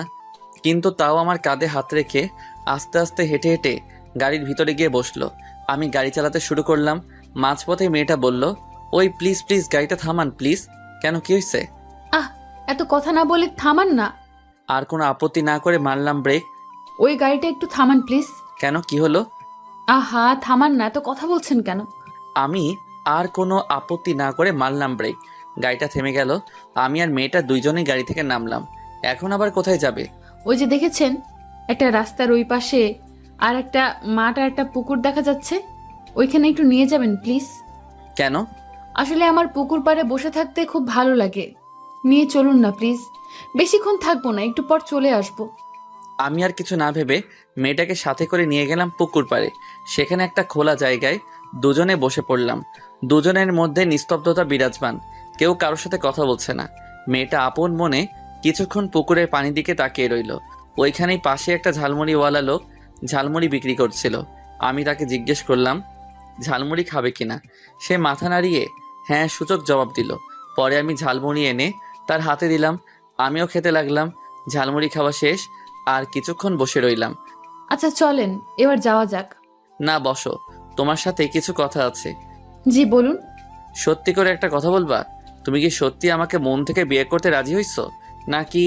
মেয়েটা আমার এমন প্রশ্ন করাতে কিছুটা আটকে উঠল। কি বলবে সে নিজেই জানে না। সত্যি কথা বলতে কি, আমি আপনাকে বিয়ে করতে চাইনি, কিন্তু আপনি আমাকে পুলিশে ধরিয়ে দেবার ভয় দেখিয়ে রাজি করিয়েছেন। আমি কি বলবো কিছুই বুঝতে পারছিলাম না, মাথাটা ঘুরাচ্ছে। সত্যি কি তুমি আমাকে পছন্দ করো না? না। আমাকে কি ভালোবাসা যায় না? কেন যাব না? আপনার মতো ছেলেকে আজকাল সব মেয়েরাই পছন্দ করে, সব মেয়েরাই আপনার মতো জীবনসঙ্গী চায়। তাহলে তুমি কেন আমাকে ভালোবাসতে পারবে না? জানি না, কিন্তু আমি আপনাকে বিয়ে করলেও মন থেকে হয়তো কোনোদিন স্বামী হিসেবে মেনে নিতে পারবো না, কারণ বিয়েটা আমার ইচ্ছার বিরুদ্ধে হয়েছে। থাক, আর বলতে হবে না। আমি আর কিছুই বলতে পারলাম না। বুকের ভেতরটা কেমন যেন ব্যথা অনুভব করলাম, যার জন্য এত কিছু করছি শুধুমাত্র তার ভালোবাসা পাবো বলে। কিন্তু সে, ছি, আমিও বোকা। হয়তো মেয়েটা অন্য কাউকে ভালোবাসে, কিছু না জেনে আমারও মেয়েটার মায়ায় পড়া উচিত হয়নি। কিন্তু এখন কি করব? বড্ড বেশি ভালোবেসে ফেলছি যে। কিভাবে ভুলবো আমি তাকে? হয়তো পারবো না। না, আর মেয়েটার কাছে থাকা ঠিক হবে না। ওর যত কাছে থাকবো তত ওর মায়ায় পড়ে যাবো। তার থেকে ভালো হবে ওর থেকে দূরে সরে যাওয়ার। এসব ভাবতে ভাবতেই চোখের কোণে নোনা জলগুলো বেরিয়ে আসছিল। ওকে বুঝতে না দিয়ে মাথাটা ঘুরিয়ে চোখের পানিটা মুছে ফেললাম। মনে মনে বলতে লাগলাম, খুব ভালোবাসি তোমাকে। হয়তো আজকে আমাদের শেষ দেখা। আর কিছু না বলে আমি উঠে হাঁটা শুরু করলাম। মেয়েটা অবাক হয়ে তাকিয়ে রইল, কারণ তাকে দেখে হাঁটা শুরু করছি। এক পা দুপা করে সামনে এগোচ্ছি, আর ওর জীবন থেকে ধীরে ধীরে সরে যাচ্ছি। মেয়েটাও আমার পিছন পিছন হাঁটা শুরু করলো। আমি গাড়িতে বসে পড়লাম। মেয়েটাও ধীরে ধীরে এসে গাড়িতে চলে বসলো। আমি কোনো কথা বলছি না, কি বলবো? আর নিজের কথা বলার বাকশক্তি হারিয়ে ফেলছি। মনের মধ্যে এখন শুধু বেদনার ঝড়। মন খুলে কাঁদতে ইচ্ছে করছিল, কিন্তু পারলাম না। গাড়ি চালাতে শুরু করলাম। কি হলো, কথা বলছেন না যে? এই যে শুনছেন। বলুন। এতক্ষণ ভাবনায় বিভোর ছিলাম, তাই প্রথম ডাকটা শুনতে পাইনি। মেয়েটা কিছুটা অবাক হয়ে যায়, কারণ আমি তাকে আবার আপনি করে বলা শুরু করছি। এটা মেয়েটা খুব ভালো করে খেয়াল করছে। এখন আবার আপনি করে বলছেন কেন? যার যে অধিকার, সে অধিকারের মধ্যে সীমাবদ্ধ থাকা উচিত। বুকে একরাশ কষ্ট নিয়ে বললাম, মানে? কিছু না। আর কিছু বলল না। জানি না ওর মনে কি চলছে, তবে আমার মনে যে বেদনার আগুন দাউ দাউ করে জ্বলছে। কিভাবে ভুলবো তাকে? কি করে ভুলে থাকবো এই মায়ায় ভরা মুখখানি? না, ভুলতে আমাকে হবেই, কারণ ও আমাকে চায় না। আমি শুধুমাত্র ওর প্রয়োজন। আর তাছাড়া জোর করে ভালোবাসা আদায় করা যায় না। এসব ভাবতে ভাবতে হঠাৎ গাড়ি থামালাম। কি হলো, গাড়ি থামালেন যে? হসপিটাল চলে আসছি। মেয়েটার সেদিকে কোনো খেয়াল নেই। ও। আপনি যান, আমি ডাক্তার আঙ্কেলের সাথে একটু দেখা করে আসি। ওকে। অতঃপর মেয়েটা গাড়ি থেকে নেমে গেল, আমিও নামলাম। মেয়েটা ভিতরে চলে যাচ্ছে। আমি তার চলে যাওয়ার দিকে এক নজরে তাকিয়ে রইলাম। হয়তো এখনই শেষ দেখা। মনে হচ্ছিল কেউ আমার গলা চেপে ধরছে। নিঃশ্বাস নিতে কষ্ট হচ্ছিল। চোখের কোণে আবারও পানি জমে গেল। এবার আর বাধা মানল না, গড়িয়ে পড়ল আমার গাল বেয়ে। কোনোদিনও কারোর জন্য কষ্ট হয়নি, আজ বুঝতে পারলাম আপনজন ছেড়ে গেলে কতটা কষ্ট হয়। এই কষ্ট সইবার ক্ষমতা সবার নেই, আমারও নেই। জানি না কতদিন এই পিছুটান থাকবে, কিন্তু আমাকে যে ওর জীবন থেকে সরে যেতেই হবে, কারণ ওর মনের রাজ্যে হয়তো অন্য কেউ রাজ করছে। হাত দিয়ে চোখের পানি মুছে নিলাম, তারপর চলে গেলাম ডাক্তার আঙ্কেলের কেবিনে ওনার সাথে দেখা করতে। আঙ্কেল, আসতে পারি? আরে আলোক বাবা যে, এসো এসো, বসো। তোমার কথাই ভাবছিলাম। কেন আঙ্কেল? দেখো, আমরা ঠিক করেছি যে আজকে এই বাচ্চাটাকে অপারেশন করব, তাই তোমাকে এই কথাটা বলবো ভাবছিলাম। এ তো খুশির কথা, আপনি যত তাড়াতাড়ি পারেন অপারেশনটা করে ফেলুন। হুম। আচ্ছা আঙ্কেল, তাহলে এখন আমি উঠি। আপনি বাচ্চাটার অপারেশনের পর আমাকে জানাবেন, আমি একটু দরকারি কাজে বাইরে যাচ্ছি। আচ্ছা, জানাবো না। আমি চলে আসলাম সেখান থেকে। ভাবছি চলে তো যাবো, তাহলে মেয়েটাকে শেষ একটি নজর দেখে যাই। জানি এতে আমার মনের কষ্টটা কমবে না, আরো দ্বিগুণ ভাবে বেড়ে যাবে। কিন্তু তাও মেয়েটাকে না দেখে থাকতে পারছি না। না আর পারছি না এখানে থাকতে, শুধু কাঁদতে ইচ্ছে করছে। নিজের ভিতরে শূন্যতা কাজ করছে, কি জানি হারিয়ে ফেলছি। চোখের পানি বাধা মানছে না, কি করব কিছুই বুঝতে পারছি না। আমি রুমের দিকে এগোতে লাগলাম যেখানে মেয়েটা রয়েছে। মনের মধ্যে কেমন একটা উত্তেজনা কাজ করছে। অবশেষে দরজার সামনে এসে দাঁড়ালাম। দেখি মেয়েটার তার ভাইয়ের পাশে বসে আছে, আর ওর ভাইয়ের মাথায় হাত বুলিয়ে দিচ্ছে, আর পুচকুটা এখনো ঘুমাচ্ছে। ওকে দেখায় মনে হচ্ছে কতই না সুখে আছে। আমি একবার মেয়েটির দিকে এক নজরে তাকিয়ে রইলাম। প্রায় অনেকক্ষণ তাকিয়েছিলাম। দরজার সামনে দাঁড়িয়ে কি করব, ভেতরে গেলে যে আমি নিজের চোখের জলকে আটকাতে পারবো না, কারণ মনের মধ্যে এত কষ্ট জমেছে। সারা জীবন কাঁদলেও এর বিন্দুমাত্র কষ্ট কম হবে না। অবশেষে সেই সময় এলো। এখন বাচ্চাটার অপারেশন চলছে, আর মেয়েটা অপারেশন থিয়েটারের সামনে পায়চারি করছে আর কাঁদছে। বেশ বুঝতে পারছি খুব ভয় করছে ওর। সত্যি বলতে এখন আমার খুব ইচ্ছা করছে ওকে জড়িয়ে ধরে বলি, চিন্তা করো না, সব ঠিক হয়ে যাবে। কিন্তু সেইটা করার অধিকার নেই, ছিল না, আর কোনোদিনও থাকবে না। কিছুক্ষণ পর ডাক্তার আঙ্কেল রুম থেকে বেরিয়ে আসলেন। মেয়েটা ডাক্তার আঙ্কেলের সাথে কথা বলে দৌড়ে রুমের মধ্যে চলে গেল। মনে হয় বেঁচে গেছে, কারণ মেয়েটার মুখে হাসির ছাপ দেখতে পারছিলাম। কিন্তু দূর থেকে দাঁড়িয়ে কি বললেন ডাক্তার আঙ্কেল তা শুনতে পাইনি। বাচ্চাটার কি অবস্থা তা জানার জন্য ডাক্তার আঙ্কেলের কাছে ফোন দিলাম। যেহেতু আমাদের পারিবারিক ডাক্তার, তাই আগে থেকে নাম্বার আমার ফোনে সেভ করা ছিল। রিং হচ্ছে। ফোন রিসিভ করতেই আমি ডাক্তার আঙ্কেলকে সালাম দিলাম। তারপর উনি সালামের জবাব দিলেন। আঙ্কেল, কি অবস্থা? বাচ্চাটার এখন কেমন আছে? ডাক্তার আঙ্কেল বা মেয়েটার কেউই এখনো জানে না আমি হসপিটালে আছি। এখন বাচ্চাটা পুরোপুরি সুস্থ, তুমি চাইলে কালকে ওকে নিয়ে যেতে পারো। আমি খুব খুশি হয়ে ডাক্তার আঙ্কেলকে ধন্যবাদ জানালাম। অতঃপর আর একবার মেয়েটাকে দেখার জন্য রুমের দরজার সামনে গিয়ে দাঁড়ালাম। দেখি মেয়েটা বসে আছে, তার চোখে পানি। হয়তো অনেক ভয় পেয়েছিল তাই কেঁদেছিল। আমি একটিবার মন ভরে দেখে বেরিয়ে আসলাম হসপিটাল থেকে। গাড়িতে বসে পড়লাম, আপন গতিতে গাড়ি চালাতে লাগলাম। মনের ভিতরে সব কষ্টগুলো চোখের অশ্রু হয়ে ঝরছে। চলে আসলাম বাড়িতে। বাড়িতে এসে বিছানায় মুখ লুকিয়ে চিৎকার করে কাঁদতে লাগলাম। ঘরের চার দেয়ালে আমার চিৎকার আর আর্তনাদের শব্দ ভেসে বেড়াচ্ছে। কাঁদতে কাঁদতে বিছানা থেকে উঠলাম, টেবিলে বসলাম, খাতা আর কলম নিয়ে একটা চিঠি লিখলাম। আর আলমারি থেকে কিছু টাকা বের করে নিলাম। চিঠিটা আর টাকাগুলো একসাথে একটা প্যাকেটে মুড়িয়ে নিলাম। তারপর আবার হসপিটালে যাওয়ার জন্য বেরিয়ে পড়লাম। হসপিটালে গিয়ে মেয়েটার রুমের সামনে দাঁড়িয়ে আছি, কিন্তু কি করব কিছুই বুঝতে পারছি না। আমি তো আর ওর সামনে যাব না, না কোনোদিন ওর সামনে আসবো না। ভালো থাকুক সে তার মনের মানুষকে নিয়ে, কিন্তু এই প্যাকেটটা কিভাবে ওর হাতে দেওয়া যায়? একটু পর দেখলাম একটা মেয়ে এদিকে আসছে, হয়তো নার্স হবে। আমি ওই মেয়েটার হাতে প্যাকেটটা দিয়ে বললাম ভিতরে বসে থাকা মেয়েটিকে দিতে। মেয়েটি তাই করলো। আমিও এসে একটা একটা করে সিগারেট খাওয়া শুরু করলাম। সিগারেটের ধোঁয়া আমার ভিতরে পুড়ে ছারখার হয়ে খাচ্ছে। এর আগেও তো সিগারেট খেয়েছি, কিন্তু কখনো এতটা জ্বালা করেনি যতটা আজকে করছে। সবগুলো সিগারেট শেষ করলাম। পরে মদের বোতলের মুখটাটা খুলে ঢকঢক করে পুরোটা মদ খেয়ে ফেললাম। তাতেও কেন জানি কোনো কাজ হচ্ছে না। মনের মধ্যে উথাল পাতাল করছে, চোখ গড়িয়ে নোনা জল পড়ছে। আমি চিৎকার করে বলছি, হে আল্লাহ, কেন এতটা কষ্ট দিচ্ছ আমায়? কি ক্ষতি করেছি আমি তোমার? তোমার কি একটু দয়া হয় না তোমার বান্দারের আর্তনাদ শুনে? এনে দাও ওকে আমার জীবনে, ওকে ছাড়া যে আমি বাঁচবো না। ফিরিয়ে দাও। অবশেষে মাথা ঘুরিয়ে মেঝেতে পড়ে রইলাম। তারপর আর কিছু মনে নেই। আর ওইদিকে মেয়েটার হাতে চিঠিটা দেওয়ার পর ভাবছে কে দিয়েছে চিঠিটা, কারণ আমি নার্সকে মানা করে দিয়েছি আমার কথা না বলতে। মেয়েটা চিঠিটা খুলে পড়তে শুরু করলো। ডিয়ার অজানা ভালোবাসা, জানি না কি মায়ায় পড়েছি আমি। তোমাকে না দেখে এক মুহূর্ত থাকতে পারছি না। প্রথম যেদিন রাতে তোমার সাথে আমার দেখা, তখন তোমাকে দেখার একটা কৌতূহল ছিল, আর দেখার পর সেই কৌতূহলটা ভালোবাসার রূপ নিল, যাকে বলে লাভ এট ফার্স্ট সাইট। সেই জন্য তোমাকে নিজের করে পেতে চেয়েছিলাম, কারণ এর আগে কোনোদিনও কোনো মেয়েকে এতটা কাছ থেকে দেখিনি যতটা তোমাকে দেখছি। সত্যি বলছি, তোমার ওই কাজল কালো মায়াবী চোখ আর ঠোঁটের মাতাল করা হাসি আমি না দেখে থাকতে পারবো না। এই 2 দিনে তোমাকে নিজের থেকেও বেশি ভালোবেসে ফেলছি। কিন্তু কথায় আছে না, অতি সুখ কপালে সয় না। আমারও ঠিক তাই হয়েছে। কোনোদিন কোনো কিছুর অভাব হয়নি। না চাইতে সবকিছু পেয়ে গেছি। শুধু পাইনি কারো ভালোবাসা। তোমাকে ভালোবেসেছিলাম। ভেবেছিলাম তোমার ভাইয়ের অপারেশনের পর বিয়ে করে সুখে সংসার করব, কিন্তু তা আর হয়ে উঠলো না। তুমি তো আমাকে কোনোদিন তোমার স্বামী হিসেবে মেনে নিবে না, তাই চলে যাচ্ছি সে অচেনা অজানা পথে, যেখানে দেখা পেয়েছিলাম তোমার। ভালো থেকো, নিজের খেয়াল রেখো, আর ওই পুচকুটারও খেয়াল রাখবা, কেমন? আর হ্যাঁ, কিছু টাকা দিয়ে দিলাম, দয়া করে ফেলে দিও না, তাহলে খুব কষ্ট পাবো। ওই টাকা দিয়ে তোমার ভাইয়ের জন্য ভালো ভালো কাপড় আর খাবার দাবার কিনে দিও। যদি তোমার তাতেও বিবেকে বাঁধে, তাহলে কোনো একদিন দেখা হলে ফেরত দিয়ে দিও। খোদা হাফেজ। চিঠিটা পড়ার সাথে সাথে মেয়েটার চোখে নোনা পানি বেরিয়ে পড়লো। মেয়েটি চিঠিটা বুকে জড়িয়ে ধরে বলে, কেন চলে গেল? একটিবারও বুঝলে না আমিও তোমাকে ভালোবাসি? তোমাকে আমি সেদিন থেকে ভালোবেসে ফেলছি যেদিন তুমি আমাকে প্রথম বিয়ের কথা বলেছিলে। আমার কি এইটুকু অভিমান করে কথা বলার অধিকার নেই? সত্যি আমি ওই কথাটা মন থেকে বলিনি। ফিরে আসো তুমি, প্লিজ একটিবার ফিরে আসো। আমাকে একটিবার সুযোগ দাও। আমি আর কোনো দিনও তোমার সাথে অভিমান করব না। প্লিজ ফিরে আসো। পরের দিন কে যেন এত সকালে ঘরের বেল বাজাচ্ছে। বেল বাজানোর শব্দে আমার জ্ঞান ফিরে আসে। খুব বুঝতে পারলাম এখনো নেশাটা কাটেনি। খুব ঘুম পাচ্ছে, চোখ তুলে তাকাতে পারছি না। ঘুম ঘুম চোখে দরজার সামনে গিয়ে দরজা খুলতেই ঠাস ঠাস করে 2টা চরের শব্দ শুনতে পারলাম। বুঝতে বাকি রইল না যে চরগুলো আমার গালেই পড়েছে। এলিয়ে তো সবকিছু টাকা দিয়ে কেড়ে নিতে পারতাম, কিন্তু আমি তো তা করিনি।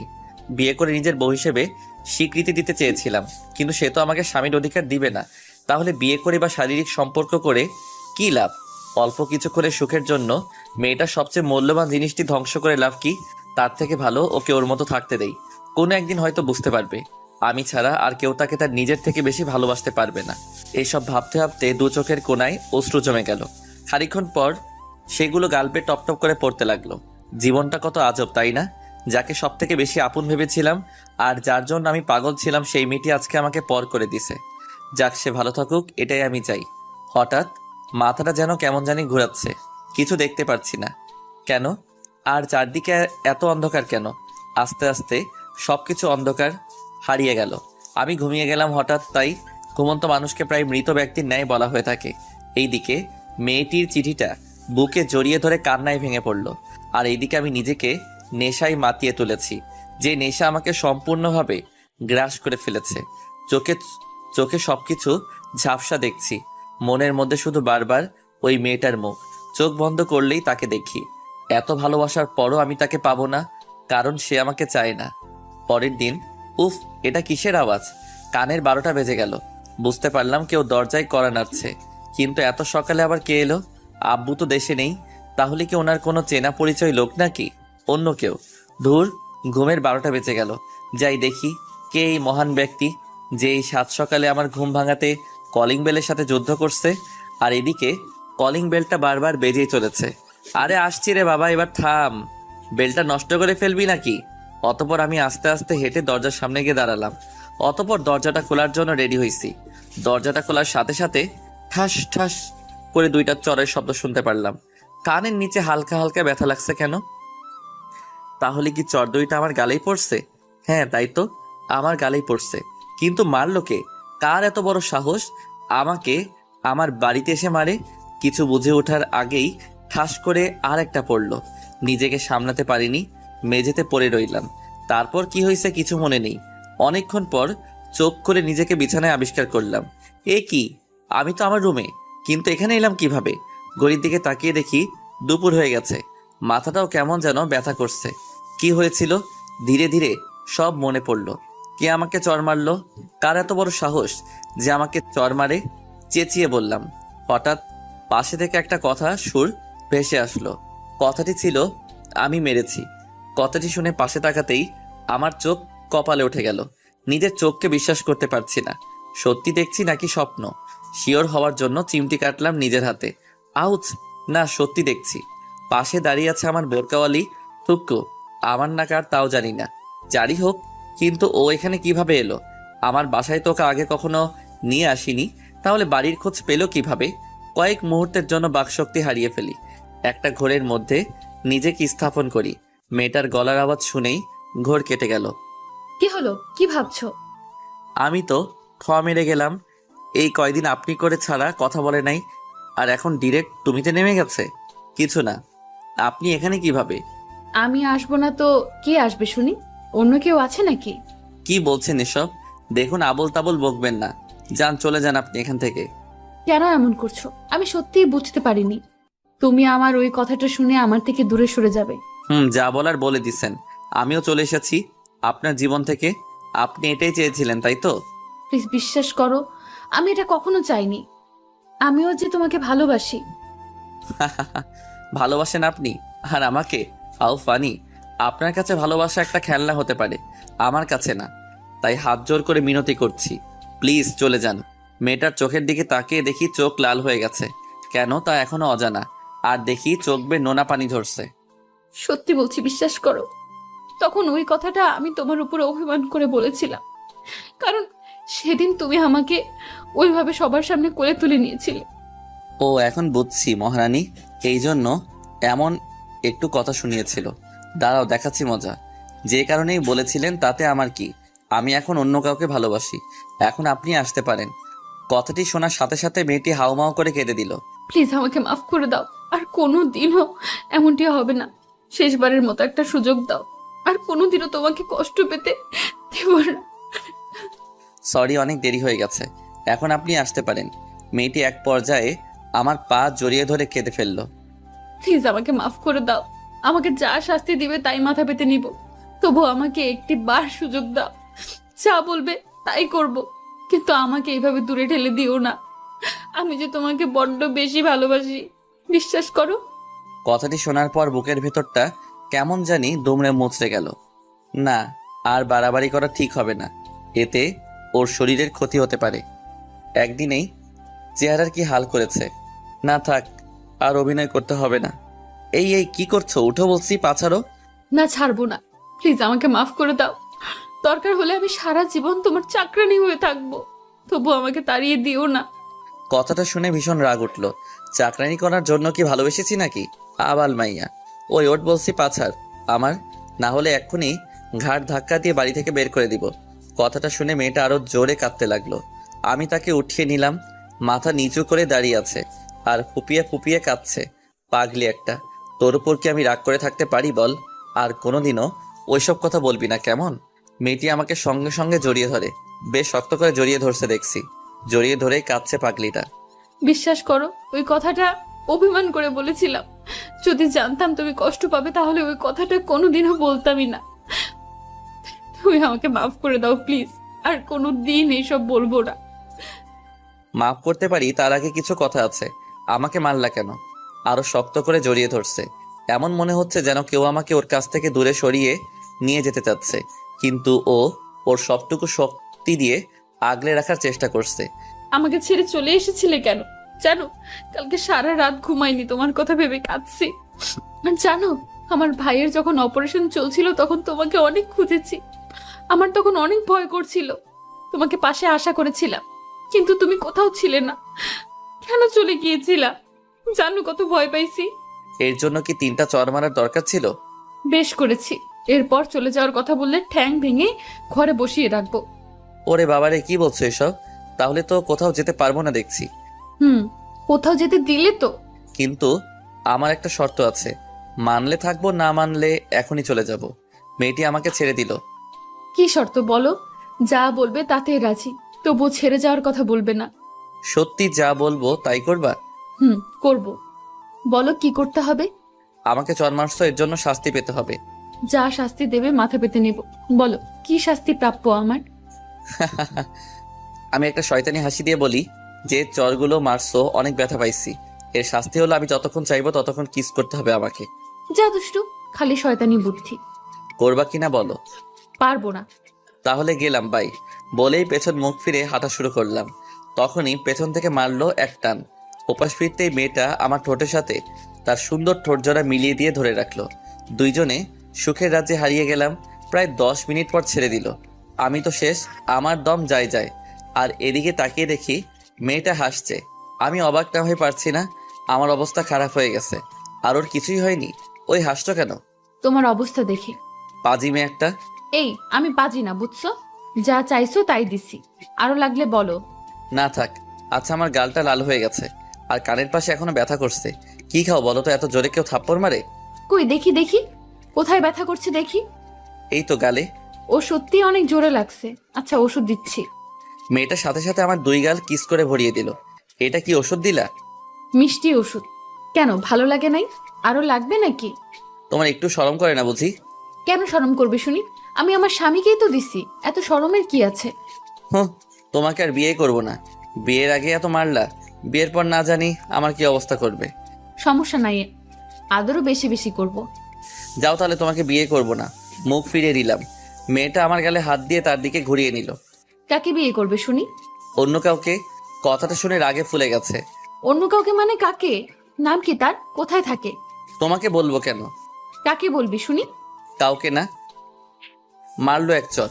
বলেন তো, এইভাবে চর খেলে কতদিন আর সংসার করা যাবে? না, এই মেয়েকে দেখছি বিয়ে করা যাবে না।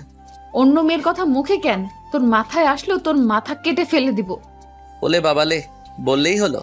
দেখ ভালো করে বলছি শুনে নে, আমাকে ছাড়া কারোর দিকে তাকালে তোর চোখ উপড়ে ফেলে দিব। আমি কি দেখতে কম সুন্দর নাকি বাকি মেয়েদের থেকে? অন্যদের কাছ থেকে যা নিতে চাস কি আমার কাছে নেই? তোর যত ভালোবাসা লাগবে আমাকে বলবি, আমি দিব। তবুও অন্য কোনো মেয়ের নাম মুখে আনবি না। যদি আনিস তো তোর মুখ সেলাই করে দিব। আমি তো মেরে গেলাম। কি গুন্ডি মেরে বাবা, বিয়ের আগে এত শাসন করছে। না জানি বিয়ের পর কি হাল করে ছাড়বে আল্লাহ জানে। তবে মনে মনে এটা ভেবে খুব খুশি যে মেয়েটা আমাকে তার জীবনের থেকে বেশি ভালোবাসে। তাই তো এমন রাগ দেখায়। আচ্ছা বলবো না। সাথে সাথে মেয়েটা আমাকে জড়িয়ে ধরে কেঁদে দিল। আমাকে কোনোদিনও ছেড়ে যাবে না তো? আমিও তাকে শক্ত করে জড়িয়ে ধরি। না, কখনো যাব। সত্যি তো কথা দাও, যতই ঝগড়া হোক যাই বলি না কেন আমাকে ছেড়ে যাবে না?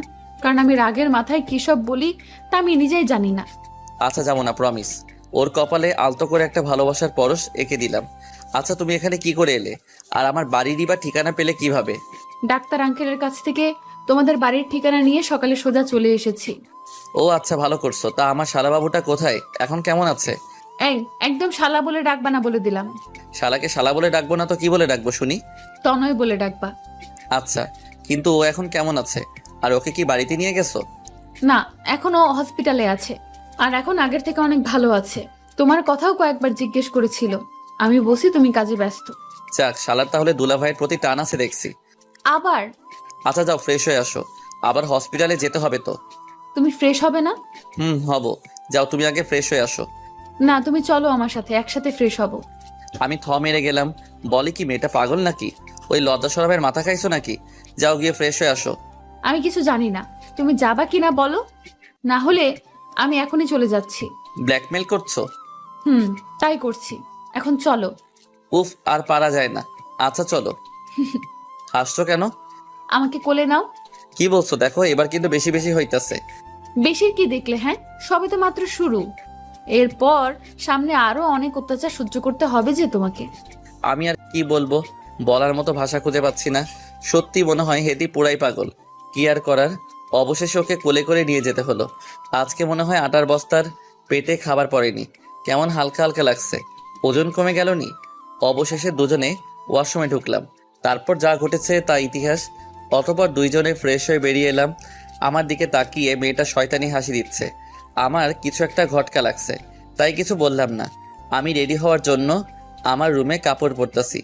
এমন সময় হুট করে মেয়েটার সামনে এসে দাঁড়ালো। আমি লজ্জায় মাথা ঘুরিয়ে নিলাম। ওই, তুমি এখানে কেন? দেখছো না আমি রেডি হচ্ছি? তাই তো দেখছি। আমি ঝটফট করে রেডি হয়ে নিলাম। তারপর পেছন ফিরে দেখি মেয়েটা আয়নার সামনে দাঁড়িয়ে চুল আঁচড়াচ্ছে। আমি মুগ্ধ। সেই রূপ দেখে কি মায়াবী মুখখানি, যা কোনোদিনও ভুলার নয়। আমি ধীরে ধীরে ওর সামনে গিয়ে ওকে পিছন থেকে জড়িয়ে ধরলাম। কোমরে হাত দিতেই ও ওর চোখ বন্ধ করে ফেললো। আর আমি ওর চুলের ঘ্রাণে মাতাল হয়ে গেলাম। ধীরে ধীরে কানের কাছে আমার মুখটা নিয়ে বললাম, আই লাভ ইউ। সঙ্গে সঙ্গে ও আমাকে পিছনে মুখ ফিরে খুব শক্ত করে জড়িয়ে ধরলো। I love you too. বেশ কিছুক্ষণ এইভাবে জড়িয়ে ধরে থাকি দুজন দুজনকে। অতঃপর দুজনে বেরিয়ে পড়লাম হসপিটালে যাওয়ার জন্য। যাওয়ার সময় রেস্টুরেন্টে দুপুরের খাবার খেয়ে নেই আর ওই পুচকুটার জন্য অনেকগুলো চকলেট কিনলাম। অবশেষে দুইজনে হসপিটালে পৌঁছে গেলাম। পুচকুটার কাছে যেতেই পুচকুটা আমাকে বলে, ভাইয়া ভাইয়া, তুমি কোথায় ছিলে? কেন? জানো আমি তোমাকে কত মিস করেছি। তাই এই নাও। চকলেটের প্যাকেটটা তার হাতে দিতেই মহা খুশি, যেন রাজ্য জয় করে ফেলছে। অতঃপর পুচকুটা চকলেট খেতে শুরু করে দিল। খুব ভালোবাসে তো চকলেট, তাই আর দেখলে তর্স হয় না। আমি মেয়েটাকে বলছি, আজকে থেকে তুমি আর তোমার ভাই আমার সাথেই থাকবে। কোথায়? কোথায় আবার? আমার বাসায়। না, এটা সম্ভব না। কেন, কি হয়েছে?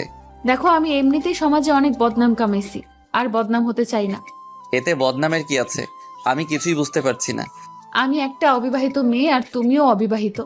আমরা দুজনে একসাথে এক বাসায় কোন পরিচয়ে থাকবো বলতে পারো? ও আচ্ছা, এই কথা। চিন্তা করো না, আমি এখনই এর ব্যবস্থা করছি। কি করবে শুনি? সেটা কালকে জানতে পারবে। আজকে চলো আমরা কোথাও ঘুরে আসি। বেড়ানোর কথা শুনে পুচকুটা লাফিয়ে ওঠে। কোথায় যাবে তোমরা? আমিও যাব। আমাকেও নিয়ে চলো। আমার এখানে থাকতে আর একটু ভালো লাগে না। এই, চুপচাপ বস। ভাইয়া, আমি মেয়েটাকে ধমক দিয়ে বলি, উফ, ওকে বকছো কেন? ঠিকই তো বলছে, ওইটুকু বাচ্চা কি করে একা থাকবে। তনয়, তুমি চিন্তা করো না তো, দরকার হলে তোমার আপুকে রেখে তোমাকে নিয়ে যাব। তনয় সাথে সাথে আমার কোলে উঠে পড়ে আর ওর আপুর দিকে তাকিয়ে হাসে। বাহ বাহ, ভাইয়াকে পেয়ে আপুকে ভুলে গেলি? আমি আর তনয় দুইজনেই হেসে ফেলি। তারপর আমরা সবাই বেরিয়ে পড়লাম। সবাই মিলে হসপিটাল থেকে বেরিয়ে পড়লাম। বের হওয়ার আগে ডাক্তার আঙ্কেলের সাথে একবার দেখা করেছিলাম, কারণ পরে যদি আবার বাচ্চাটার কোনো প্রকার শরীর খারাপ হয় তাই। ডাক্তার আঙ্কেল বলছেন দরকার হলে ফোন করতে। তাই আর দেরি না করে সবাই বেরিয়ে পড়লাম ঘুরতে যাওয়ার জন্য। আজকে চারপাশের প্রকৃতিতে কেমন একটা সৌন্দর্য বিরাজ করছে। আমার মনে হচ্ছে আজকে আমি পৃথিবীতে সবথেকে সুখী মানুষ। আমার আর কিচ্ছু চাওয়ার থাকবে না যদি ওকে পাই। আপন মনে গাড়ি চালাচ্ছি, আর মেয়েটি আর ওর ভাই দুইজনে আজকে খুব খুশি। দুজনের মুখে হাসি, খুব ভালো লাগছে ওদের মুখের এই হাসি দেখে। এই হাসিটা যেন কখনো ও কোনো কারণে না হারিয়ে যায়, সেই ব্যবস্থা করব। এসব ভাবতে ভাবতে একটা পার্কের সামনে এসে গাড়ি থামালাম। আগে আমি নেমে গেলাম, তারপর ওরা নেমে গেল। তনয়কে আমার কোলে দাও, তোমার কষ্ট হবে। না, কিছু হবে না, ঠিক আছে। তনয়, তুমি ভাইয়ার কোলে আসবে না? ও, আমি ভাইয়ার কুলে যাব। আচ্ছা যা, এই নাও, ধরো। তারপর আমি তনয়কে কোলে করে নিয়ে পার্কের ভিতরে চলে আসলাম। তিনজনে একটা খোলা জায়গায় বসেছিলাম। আজকের আকাশটা কেন এত রোমান্টিক লাগছে। মেঘের গুচ্ছগুলো উড়ে উড়ে খেলা করছে, আর আমি তাদের খেলার করার দিকে এক নজরে তাকিয়ে আছি। মেয়েটির শব্দে ধ্যান ভাঙলো। কি হলো? ওভাবে ওপরে তাকিয়ে কি দেখছো? না মানে, আজকের আকাশটা কত সুন্দর, তাই না? কেন, আজকে আকাশের কি রং বদলে গেছে নাকি? ধুর, তা না, কেমন জানি একটা রোমান্টিক ভাব দেখা যাচ্ছে। শয়তানি বুদ্ধি। তাহলে একটু শয়তানি করেই ফেলি। এই, একদম না, দেখছো এখানে কে বসে আছে? তাই নাকি? আমি তনয়ের দিকে তাকাই, দেখি তনয় হাসছে। কি ব্যাপার, তুমিও হাসছো কেন? এমনি। আমি আর কিছু বললাম না। এর মধ্যে পুচকুটা বলে, আপু, ওই দিকে যাব।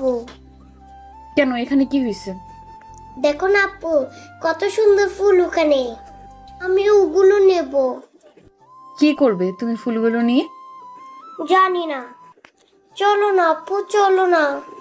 মাঝখান থেকে আমি তনয়কে বললাম, তনয়, তুমি গিয়ে সুন্দর সুন্দর অনেকগুলো ফুল তুলে আনো তো। আচ্ছা। তনয় গেল ফুল তুলতে। তারপর মেয়েটির বক বক, তুমি ওকে যেতে বললে কেন? তোমার সাথে শয়তানি করব তাই। একদম ফাজলামো করবা না বলে দিলাম, তাহলে কিন্তু খুব খারাপ হবে। কি করবে শুনি? ওর হাত ধরে টেনে আমার বুকের সাথে জড়ানোর চেষ্টা করলাম, কিন্তু হেরি তার গায়ের জোর দিয়ে ছাড়িয়ে নেয় নিজেকে। এই কি করছো? হ্যাঁ, লজ্জাশরম বলতে কিছু নেই? লোকে দেখলে কি ভাববে? যা খুশি ভাবুক, তাতে আমার কি? আমি আমার বউকে ধরেছি। বউ বললেই বউ হয়ে যাব নাকি? বিয়ে করছো আমাকে? না। তাহলে আগে বিয়ে করো, তারপর বউ বইলো। আচ্ছা, আর কিছু বললাম না। এর মধ্যে তনয় হাজির। শালাটা আমার রোমান্সের 12টা বাজিয়ে দিল। আপু আপু, দেখো কত ফুল তুলে আনছি। এগুলো কি দিয়ে করবি? আপু, আমি টিভিতে দেখেছি ছেলেরা ফুল নিয়ে মেয়েদেরকে দিয়ে জড়িয়ে ধরে কি জানি বলে। বেশি পাকা হয়ে গেছো আজকাল। আমি তো শুধু চুপচাপ বসে বসে দেখছি। আপু, এই নাও, এগুলো তোমাকে দিলাম। আমার মাথায় আইডিয়া এলো, তনয় আমাকে দিবা না? ভাইয়া, তুমি এগুলো দিয়ে কি করবে? কেন, তুমি টিভিতে দেখো নাই ছেলেরা মেয়েদেরকে ফুল দিয়ে জড়িয়ে ধরে? কিন্তু তুমি কাকে দেবা ভাইয়া? কেন, তোমার বোনকে দিব। দিতে পারি, কিন্তু একটা কথা রাখতে হবে। কি কথা বলো? আপুকে ওইভাবে দিবা যেভাবে টিভিতে দেখছি, তাহলে দেব। আমি তো খুশিতে মনে মনে ডিসকো ড্যান্স দিতেছি। শালাটা আমার রোমান্সের ভালো সুযোগ করে দিল। তারপর তনয় ফুলগুলো আমার হাতে দিল। আমি মেয়েটির দিকে তাকিয়ে আছি। লজ্জায় গাল লাল হয়ে গেছে। এতে লজ্জার কি আছে? আমরাই তো। আর দেরি না করে ফুলগুলো নিয়ে সোজা হাঁটু গেড়ে ফুলগুলো সামনে এগিয়ে সরাসরি প্রপোজ করলাম। এতে মেয়েটা লজ্জায় মাথাটা নিচু করে ফেলে, কোনো কথা বলছে না। কি হলো, কথা বলছো না যে? ও বুঝেছি, তুমি আমাকে ভালোবাসো না তাই না? আচ্ছা, চলে যাচ্ছি বলেই হাঁটা শুরু করলাম। আরে কই যাও? ওই ওই দাঁড়াও বলছি। আমার হাত টেনে ধরে টান মেরে আবার পিছন মুখ ঘুরিয়ে নিল। ছাড়ো তো। ওরে বাবালে, সাহেব দেখি রাগ করছে। দেখো তনয়, তুমি না বললে তখন ভাইয়াকে আমাকে যাতে জড়িয়ে ধরে, কই ধরলো না তো, আরো উল্টো রাগ দেখিয়ে চলে যেতে চাচ্ছে। ভাইয়া, তুমি তোমার কথা রাখবে না? না হলে কিন্তু আর তোমার সাথে ঘুরতে আসবো না। আপুকে জড়িয়ে ধরো বলছি। আমি তো পুরাই টাসকি। আর কিছু না বলে সাথে সাথে মেয়েটিকে জড়িয়ে ধরলাম। কি মজা, ভাইয়া আপুকে জড়িয়ে ধরেছে। আমরা দুজনেই চুপ করে আছি। কিছুক্ষণ পর মেয়েটা বলল, এবার ছাড়ো। না। উফ, কেউ দেখে ফেলবে তো। ছাড়ো বলছি, ছাড়ো। দেখুক। কিছুক্ষণ পর ছেড়ে দেই। কিছু খাবে নাকি এখানে এইভাবে থাকবে? না, আমি কিচ্ছু খাবো না। তনয়, তুমি কিছু খাবে? চকলেট খাবো। চলো। অবশেষে সবাই একটা দোকানের সামনে গেলাম। তনয়কে চকলেট কিনে দিলাম। তারপর আমি বললাম, তুমি ওকে নিয়ে একটু দাঁড়াও, আমি একটা ফোন করে আসছি। আচ্ছা। তারপর আমি ফোন করতে একটু সাইডে চলে গেলাম। আর মেয়েটা আর তনয় দুজনেই দাঁড়িয়ে রইল।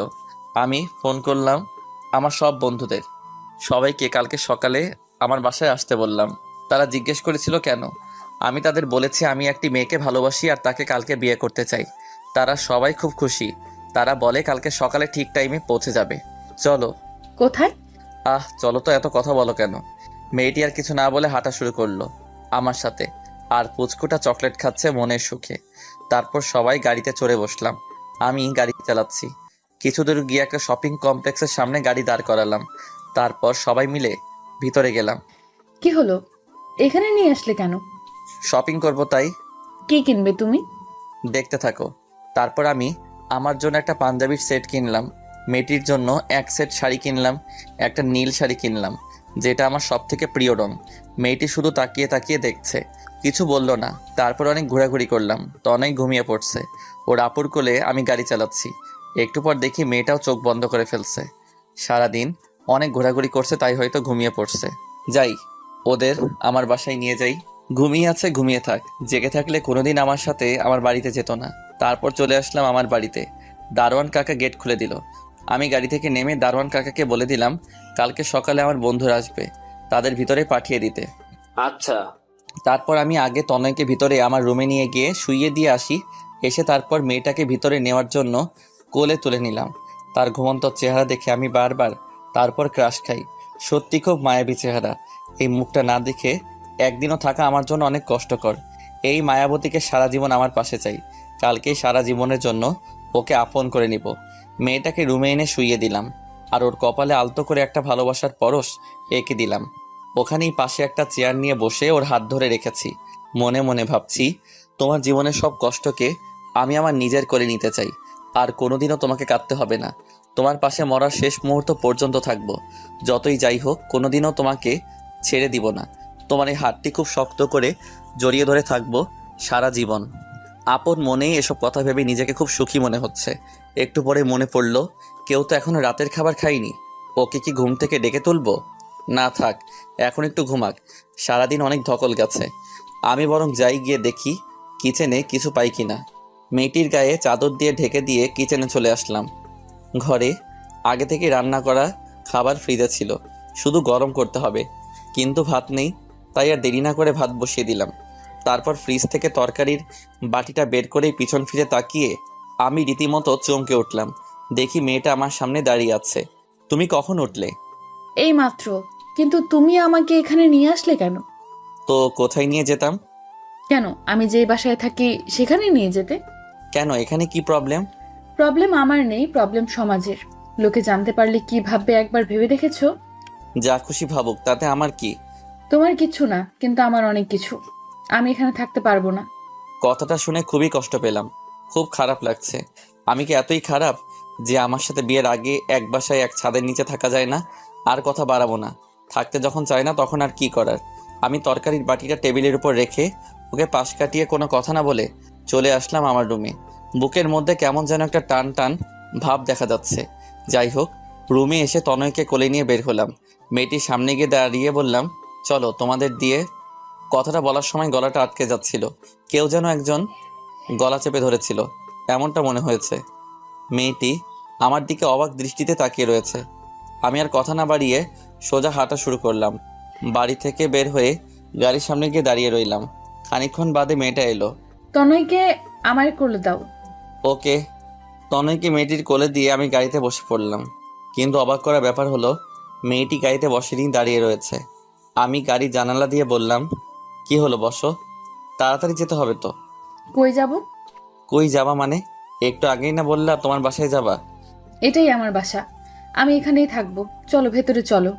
না, এখানে থাকতে পারবে না। এখানে থাকলে লোকে জানলে খারাপ কথা বলা বলি করবে। তার থেকে ভালো তোমাকে তোমার বাড়িতেই রেখে আসি। আমি জানি তুমি রাগ করে কথাগুলো বলতেছো। এতে রাগ করার কি আছে? তুমি তোমার বাসায় যেতে চাচ্ছ, তাই তোমাকে দিয়ে আসতে হবে তো। আচ্ছা সরি, আমার ভুল হয়ে গেছে। এখন চলো তো। গাড়িতে বসো, তোমাকে বাসায় দিয়ে আসতে আসতে অনেক রাত হয়ে যাবে। না, আমি কোথাও যাব না, এখানেই থাকবো। এটা আমার শ্বশুর বাড়ি, তার মানে এটা আমারও বাড়ি। চলো এখন ভেতরে চলো। চুপচাপ গাড়িতে বসো। মেয়েটা ধমক খেয়ে কান্না করা আরম্ভ করে দিল। তোর চাই, কিছু বললেই শুধু কাঁদে। এদির চোখ নাকি অন্য কিছু, একটু পর পর পানি বেয়ে পড়ে।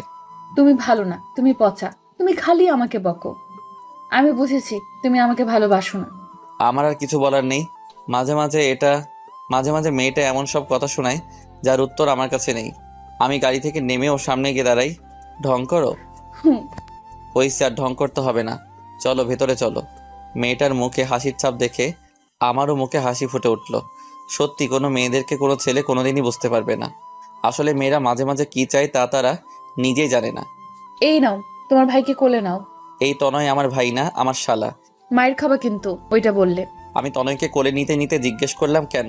এমনি। আচ্ছা চলো ভেতরে চলো তো, আমার খুব ক্ষুধা লাগছে। তাড়াতাড়ি চলো না প্লিজ। আচ্ছা চলো। তারপর দুজনে ভিতরে চলে আসলাম। আবার আমি তনয়কে আমার রুমে শুইয়ে দিয়ে আসলাম, আর মেয়েটা চলে গেল কিচেনে। আমি গিয়ে দাঁড়িয়ে দাঁড়িয়ে দেখছি ওকে এক নজরে, চোখের পলকও পড়তে চায় না। একেবারে পুরা নতুন বইয়ের মতো লাগছে। মেয়েটির আমার দিকে চোখ পড়ল। এই কি দেখছো এভাবে? তোমাকে আগে দেখোনি বুঝি? দেখেছি, আর যতবারই দেখছি তোমাকে ততবারই তোমার প্রেমে পড়ে গেছি। ওলে বাবা লে, তাই নাকি? জি তাই। মনে থাকে যেন, আমি ছাড়া অন্য কারোর প্রেমে পড়লে আগে তোমাকে মারবো, তারপর যার প্রেমে পড়বে তাকে খুন করে নিজেও গলায় দড়ি দিয়ে মরে যাব। ওই কি বলিস এসব? অন্য কারো প্রেমে পড়বো কেন তুই থাকতে? শোন, আমি বাকি সবার থেকে আলাদা। আমি এক নারীতে সন্তুষ্ট পুরুষ, বুঝলি? হুম, বুঝছি। যাও এখন গিয়ে টেবিলে বসো, আমি রান্নাটা শেষ করে আসছি। এই শোনো, কি? আমি আস্তে আস্তে হেঁটে ওর সামনে যাচ্ছি। এই সামনে আসছো কেন? মতলবটা কি? হ্যাঁ, এই দেখো, একদম দুষ্টুমি করার চেষ্টা করবা না বলে দিলাম, তাহলে কিন্তু কিন্তু কি কি করবে শুনি? পালিয়ে যাব। চেষ্টা করতে পারো। না প্লিজ, এখন এমন করো না প্লিজ। আমি সাথে সাথে ওর হাত ধরে টেনে আমার বুকের মধ্যে জড়িয়ে নিলাম। সঙ্গে সঙ্গে মেয়েটি তার চোখ বন্ধ করে ফেললো। বুঝতে পারছি খুব লজ্জা পেয়েছে। এমন একটা লজ্জাবতী রাঙা বউ কে না চায়? সবাই চায় যেন তার প্রিয় মানুষটি তাকে নিজের থেকে বেশি ভালোবাসে। এমন সৌভাগ্য আর কজনের হয়? আজকে নিজেকে খুবই ভাগ্যবান মনে হচ্ছে। অনেকক্ষণ জড়িয়ে ধরে থাকার পর মেয়েটির শব্দে ধ্যান ভেঙে গেল। এই ছাড়ো, ছাড়ো বলছি। এই জন্য আমি থাকতে চাইনি, তুমি শুধু দুষ্টুমি করার সুযোগ খুঁজো। গায়ের জোর খাটিয়ে নিজেকে ছাড়িয়ে নিল। 10টা না 5টা না একটা মাত্র বউ, তার সাথে করবো না তো কার সাথে করবো শুনি? হয়েছে, আর প্রেম দেখাতে হবে না। তো কি দেখাবো? মেয়েটি কিছু না, যাও গিয়ে টেবিলে বসো, আমি খাবার নিয়ে আসছি। আমি কি সাহায্য করতে পারি? কি করবে শুনি? যেন কোনো কিছু। আচ্ছা। ও হয়তো ভাবছে অন্য কিছু, কিন্তু আমি তো মনে মনে অন্য কিছু ভাবছি। কি ভাবছি তা দেখতে পাবেন। অতঃপর মেয়েটি রান্না করছে। আমি আস্তে করে তার পিছনে গেলাম, মেয়েটিকে আবার জড়িয়ে ধরলাম। এই কি করছো? আবার শুরু করলা নাকি? হুম এই বুঝি তোমার সাহায্য করা? তুমি রান্না করো, আমি তোমাকে জড়িয়ে ধরে থাকি। সাথে সাথে আমার হাতগুলো ওর কোমরে স্পর্শ করতেই ও কিছুটা শিউরে ওঠে, চোখ বন্ধ করে ফেলে। ওর হার্টবিট বেড়ে যাচ্ছে, খুব জোরে জোরে নিঃশ্বাস নিচ্ছে, এমনকি ওর ঠোঁট জোড়াও কাঁপছে। ইচ্ছে করছিল একটা কিস করতে, কিন্তু তা করিনি, নিজেকে সামলে নেই। আমার হার্টবিট দ্বিগুণ বাড়ছে, কেমন যেন লাগছে। প্লিজ লক্ষ্মীটা ছেড়ে দাও। আমার আর বুঝতে বাকি রইল না, ও পুরোপুরি আমার নেশায় ডুবে যাবে যদি বেশিক্ষণ জড়িয়ে ধরে থাকি। তাই আমিও নিজেকে কন্ট্রোল করে রাখলাম, ছেড়ে দিলাম ওকে। মেয়েটি লজ্জায় মাথা তুলতে পারছে না। মন ভরছে? এখন যাও, গিয়ে টেবিলে বসো। আর যদি দুষ্টুমি করার চেষ্টা করো তাহলে কিন্তু এই খুন্তি দিয়ে ছ্যাঁকা দেব। আমাকে ছ্যাঁকা দিলে আমার থেকে বেশি কষ্ট তুমি পাবে, তা আমি জানি। দুর্বলতা জেনে গেছো তাহলে? আচ্ছা শোনো। কি? না মানে, কি বলো? তোমাকে না আজকে বউ বউ লাগছে। তবে রে। খুন্তি নিয়ে আমার দিকে আসতেই লাগলো, আমি দিলাম দৌড়। দৌড়ে গিয়ে খাবার টেবিলে বসে রইলাম।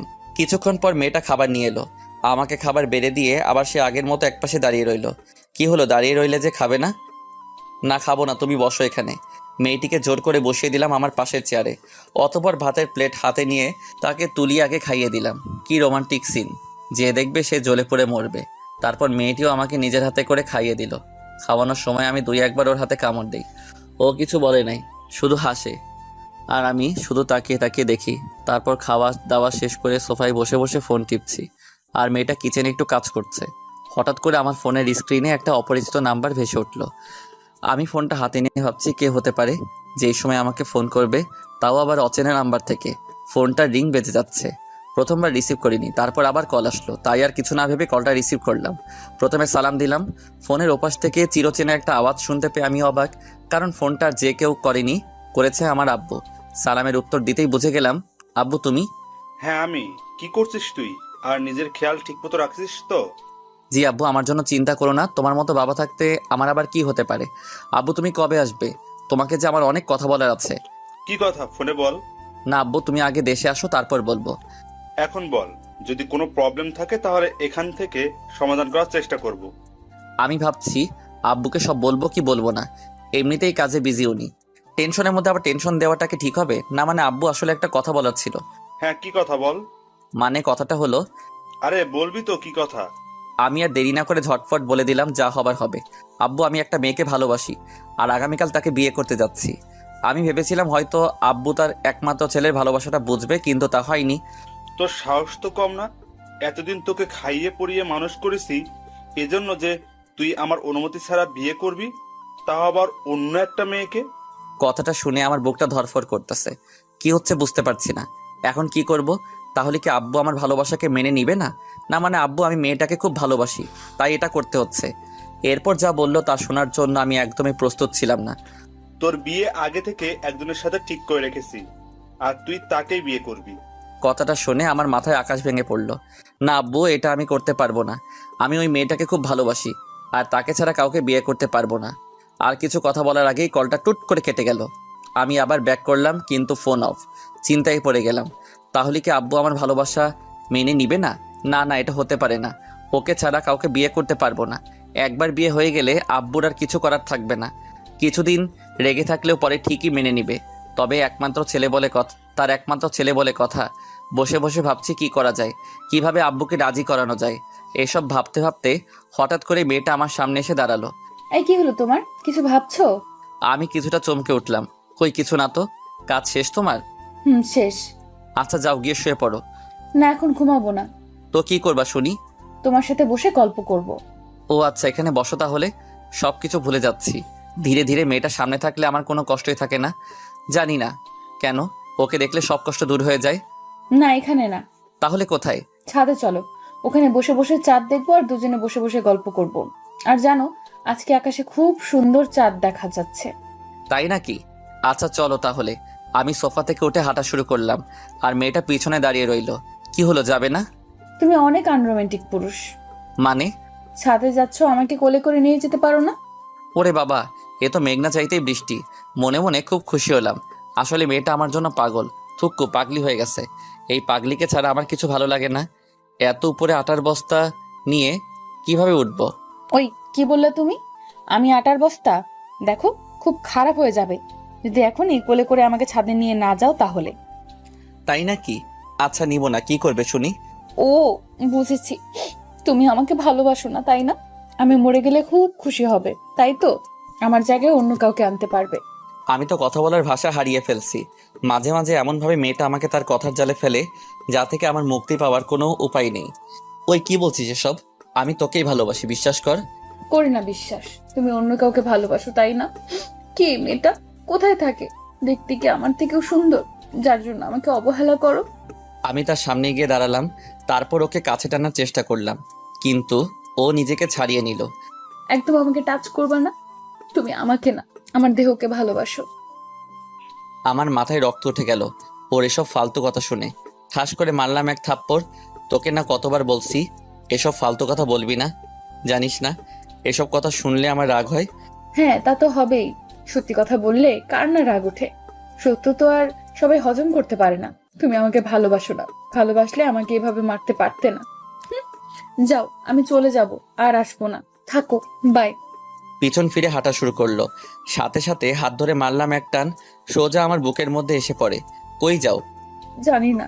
কাঁদছো কেন? তাতে তোমার কি? আমি তো আর তোমার কেউ না। ছাড়ো আমাকে, ছাড়ো বলছি। আমি আরো শক্ত করে জড়িয়ে ধরি। আমার লক্ষ্মী বউটা কি রাগ করছে? হুম। আচ্ছা, আর কাঁদতে হবে না, এবার কান্না থামাও। চলো, তোমাকে কোলে করেই নিয়ে যাচ্ছি। হুম। আমি ওর চোখের জল মুছে দিলাম। আমি চাই না ওর চোখের জল ওর গালে কোনো ভাগ বসাক। ওর সবকিছুতেই শুধু আমার অধিকার, সেটা তো মেয়েটা নিজেই বলেছে। তারপর তাকে কোলে তুলে নিলাম। ওর দিকে তাকিয়ে দেখি আমার বুকের মধ্যে মুখ লুকিয়ে চুপ করে আছে, কোনো কথা বলছে না। আমি ধীরে ধীরে সিঁড়ি বেয়ে ছাদে উঠতে শুরু করলাম। মেয়েটিকে কোলে নিয়ে আমি সিঁড়ি বেয়ে ছাদে উঠছিলাম। মনে হচ্ছিল কোনো ময়দার বস্তাকে কোলে নিছি। আবার একটু খুশি লাগছে এই ভেবে যে মেয়েটা আমাকে প্রচণ্ড ভালোবাসে।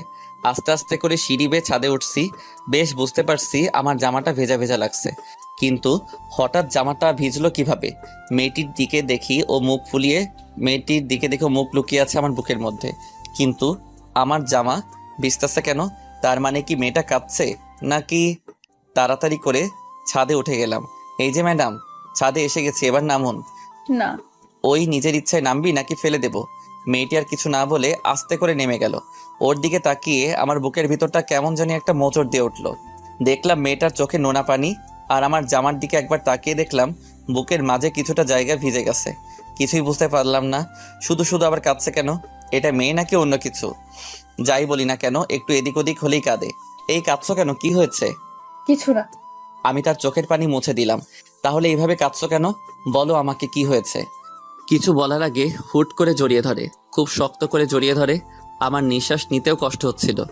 জড়িয়ে ধরে কান্না করে দিল। কি হয়েছে? তুমি এইভাবে কাঁদছো কেন, বলবে তো? জানো, মাঝে মাঝে ভয় হয় তুমি আমাকে আবার ছেড়ে চলে যাবে না তো। আমি যে তোমাকে খুব ভালোবাসি, নিজের থেকে বেশি ভালোবাসি। তুমি যা বলবে তাই করব।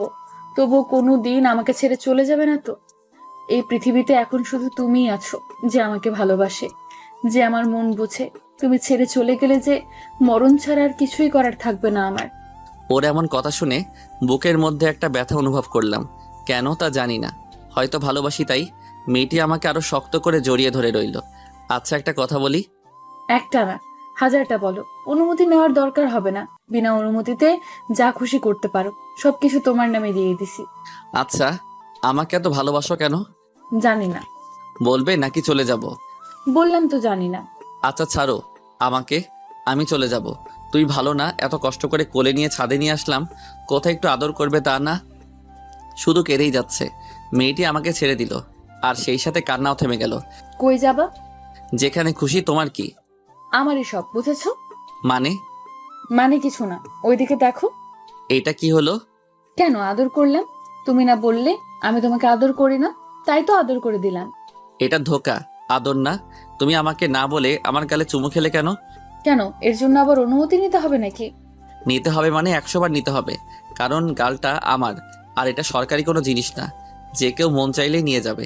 এখন ওটাতে শুধু আমার অধিকার, বুঝলে? তাহলে আমিও তাই করব। কি করবে শুনি? আর কিছু না বলে সঙ্গে সঙ্গে ওর ঠোঁটজোড়ার সাথে আমার ঠোঁটজোড়া লাগিয়ে দিলাম। ও আমার নেশায় পুরোপুরি ডুবে গেল। প্রায় 10 মিনিট পর ছেড়ে দিলাম। দুজনেই হাঁপাচ্ছি। তুমি ভালো না, তুমি পচা। এইভাবে কেউ হুট করে কিস করে নাকি? যদি মরে যেতাম? আমি আছি তো, আবার কিস দিয়ে বাঁচিয়ে দিতাম। লুচু কোথাকার। আমাকে যা করার করবে, কিন্তু অন্য মেয়ের নামও মুখে আনবে না, কেমন? হা হা হা। আচ্ছা। পরে দুজনেই ছাদে রাখা দোলনার উপরে বসে দোল খাচ্ছিলাম, আর চাঁদের আলো উপভোগ করছিলাম। আজকে চাঁদেরও হিংসে হচ্ছে আমাদের দেখে, তাই ধীরে ধীরে চাঁদটাও মেঘের আড়ালে হারিয়ে গেল। অনেক রাত পর্যন্ত দুজনে বসে গল্প করছি। তারপর আবার রুমে আসার আগে সেই আগের বায়না ধরলো, কোলে নিতে হবে, না হলে রুমে যাবে না। কি আর করার, বাধ্য হয়ে কোলে তুলে নিলাম। মেয়েটাকে কোলে নিয়ে আমি এক দৃষ্টিতে তার দিকে তাকিয়ে রইলাম। তার কাজল কালো চোখগুলো দেখে আমার চোখের জ্বালা বেড়ে যাচ্ছে।